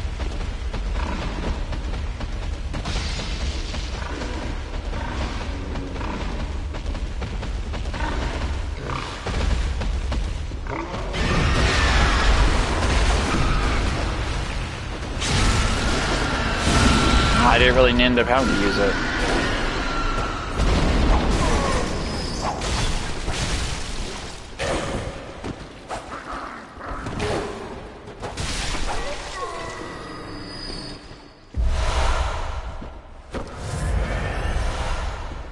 So, what do we want to do?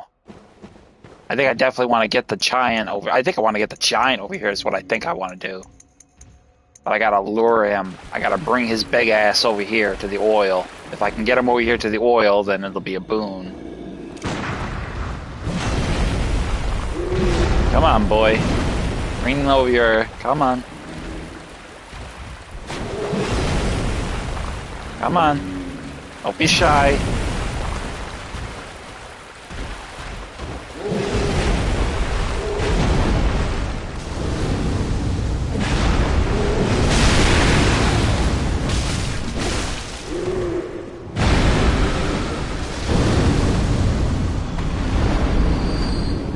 Yeah. Love it. Perfect. Worked like a charm. I didn't get the pig, but I got the giant. The giant was more of an egregious threat than the pig ever would have been.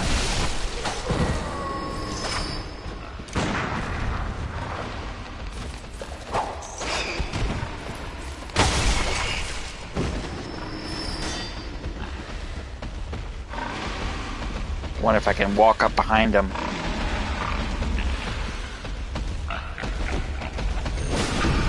Yep.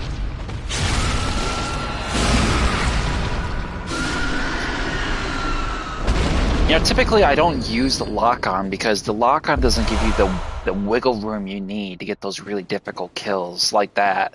You know, I got a perfectly stun-locked him, and then I just did him with a backstab visceral attack. So, I mean, it worked like a charm. But otherwise, it probably wouldn't have worked at all if I had him locked on. Because it wouldn't been able. It wouldn't have the angle. The angle wouldn't have been right to do it.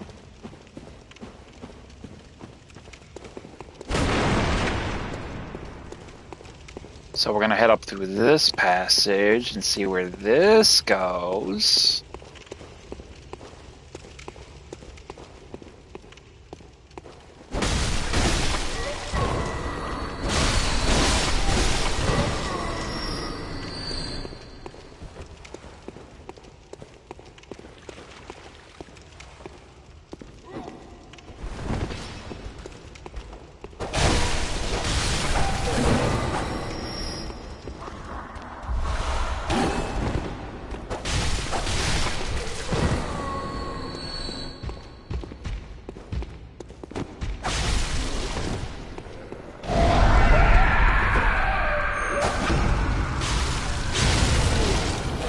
this motherfucker again.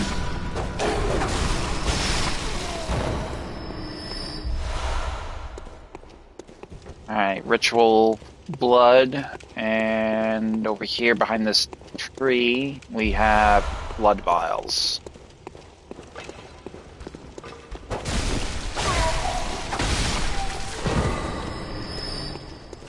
And then here in the chest we have more ritual items, I bet. Yep, ritual blood. Usually these particular chests in this style usually always have ritual items. Mold, blood, something to that effect. Or other items that would incur the ability to use certain rites.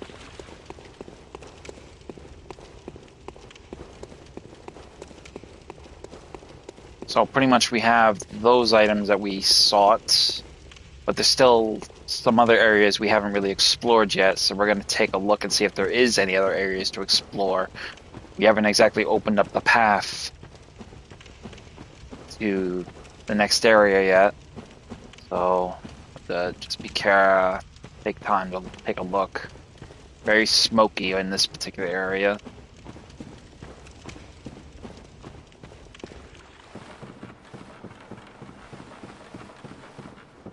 Okay. Enough with your poison throwing knives, asshole.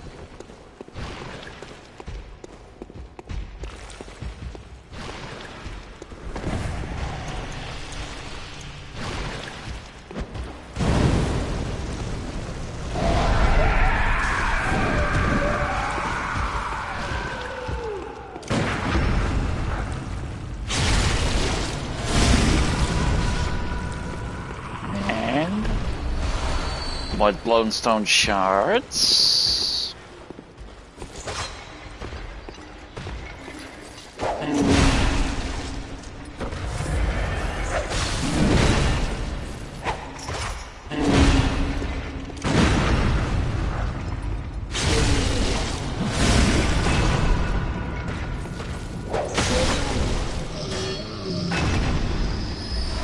And more ritual blood from this chunky monkey. Go ahead and pull the switch.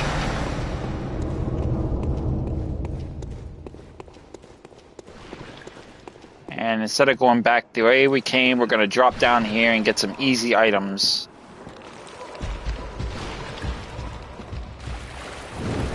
You can hear a fucking nightmare, but oh, there he is. He got away. So we'll have to use our exploit to get him back.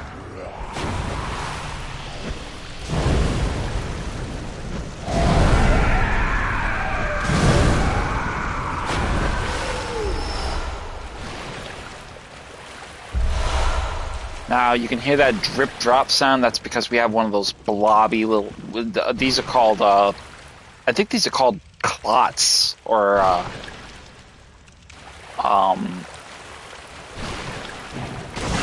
not sure what they're called exactly, but I know there's something gross. A blood gel. That's what they're called. They're called blood gels. Blood gels, particularly, are those. So that's what they're called. Alright, now that we pretty much that, we're going to exit the game and get that nightmare back in the game, because I really want that nightmare. I like to get the nightmares because they actually give me the most in the ways of possibly getting good blood gemstones, or a blood, blood, twin bloodstone shards. That's what I meant, sorry. But after I finish this Chalice Dungeon, I think I'm going to call the ball on this stream. Because I'm tired and I kind of want to get to bed. I'm tired right now. But, I mean, I'll probably be doing a little bit of...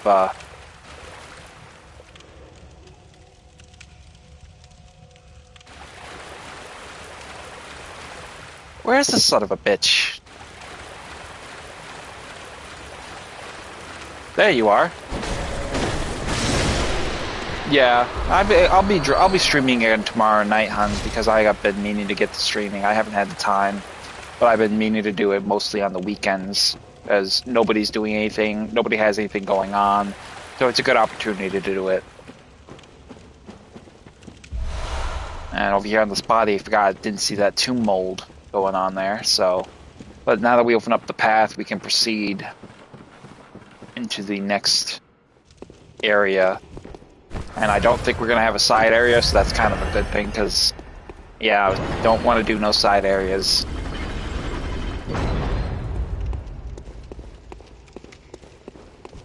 Alright, let's cross our fingers for what we get next.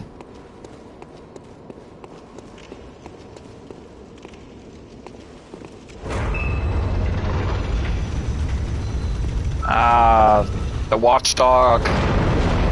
Gotta change my gear real fast.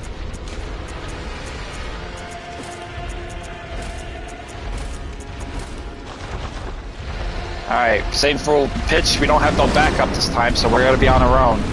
We want to do damage to his head first, and then we want to work on doing damage to his legs.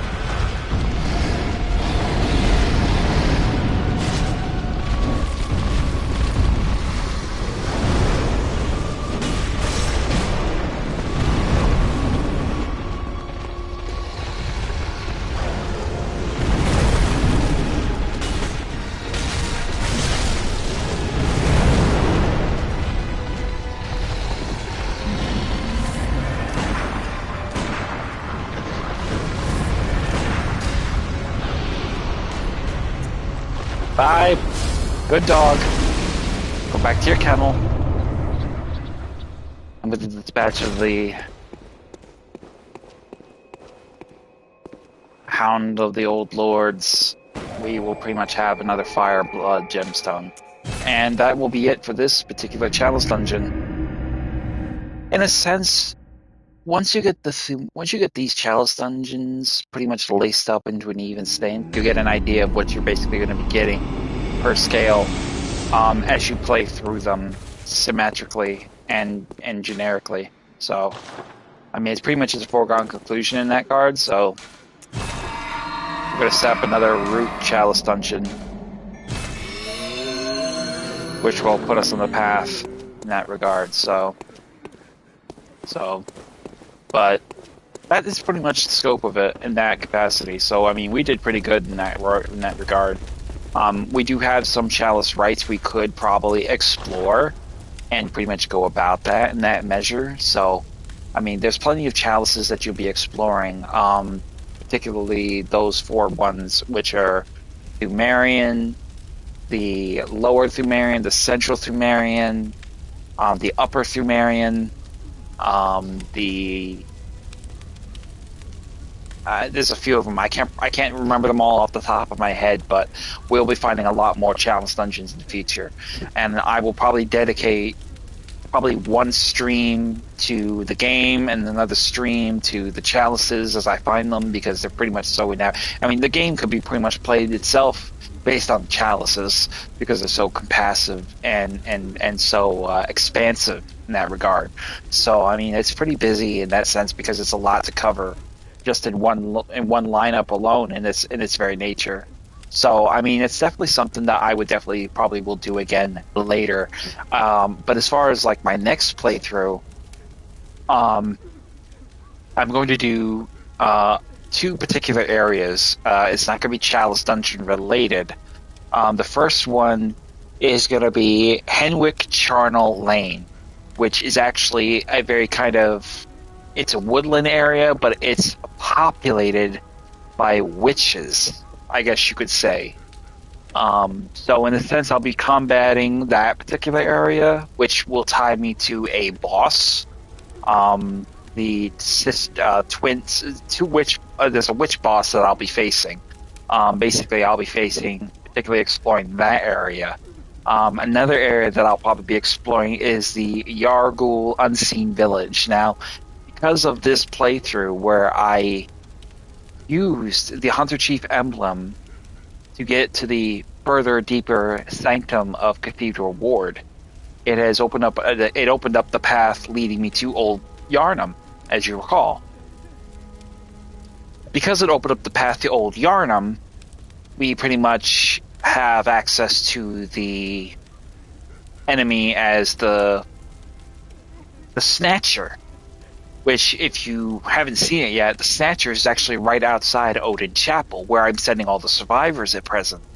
Now, what I'm going to do is you can actually use this to get earlier access to the Yargul Unseen Village. Now, how do you do that is basically you let the Snatcher captures you, and he brings you there and puts you in a cell.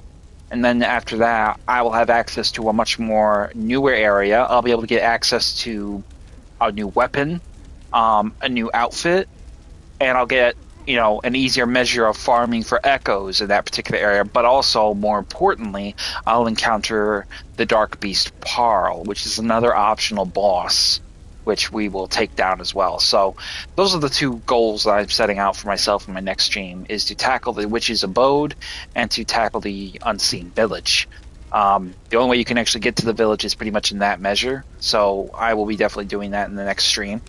And provided that everything goes smoothly, I may actually be able to farm new ground to get exploratory options available to me, to get more echoes, to get more stronger, so I can take on the much more harder Chalice Dungeons. So, but that's pretty much all I got for now. It is 2:30 in the morning, and I am beat. I'm going to get some sleep, and I hope you enjoyed this live stream coverage of Bloodborne as we explored and got an early shot introductory into the Chalice Dungeons that we will be further exploring for more items, more weapons, more secrets that we can uncover. If you like this, feel free to like and subscribe. If you have any questions, comments, or concerns, I will answer them as best I can in the comment section. Later on, once it's published, I will also remember to put in the link for the Bloodborne-Wiki guide forum, which will enable you to get any and all answers of weapons, runes, enemies, bosses, glyph stones, and exploits that probably will help you beat this game and play it a little bit better. If you're new to the Bloodborne game and you've never played a From Software game before, that's the place you want to go check it out, because it's very helpful and it's very informative. I can't tell you how many times it's actually educated me on things I'm doing wrong and things I'm doing right. And gives a lot of insight and trivial, things that probably will help you get better at the game and overall develop your sense of person with playing the game, particularly since it's a role-playing game and you want to have a good idea of what kind of style of play is your cup of tea. So, but I'm going to get off here now. Thank you very much for tuning in, and I hope to catch you again much later in the future. You've been a wonderful, wonderful gathering, and I hope that this doesn't disappoint. I'm trying to really kind of make it measurable into my own. I'm not a big-time streamer, like I've said before. This is just something I indulge in, so feel free to kick back and join in anytime. Until then, I will see you next time when we continue our live stream coverage of our first run in the From Software game, Bloodborne. I'll see you then, guys. Have a good night.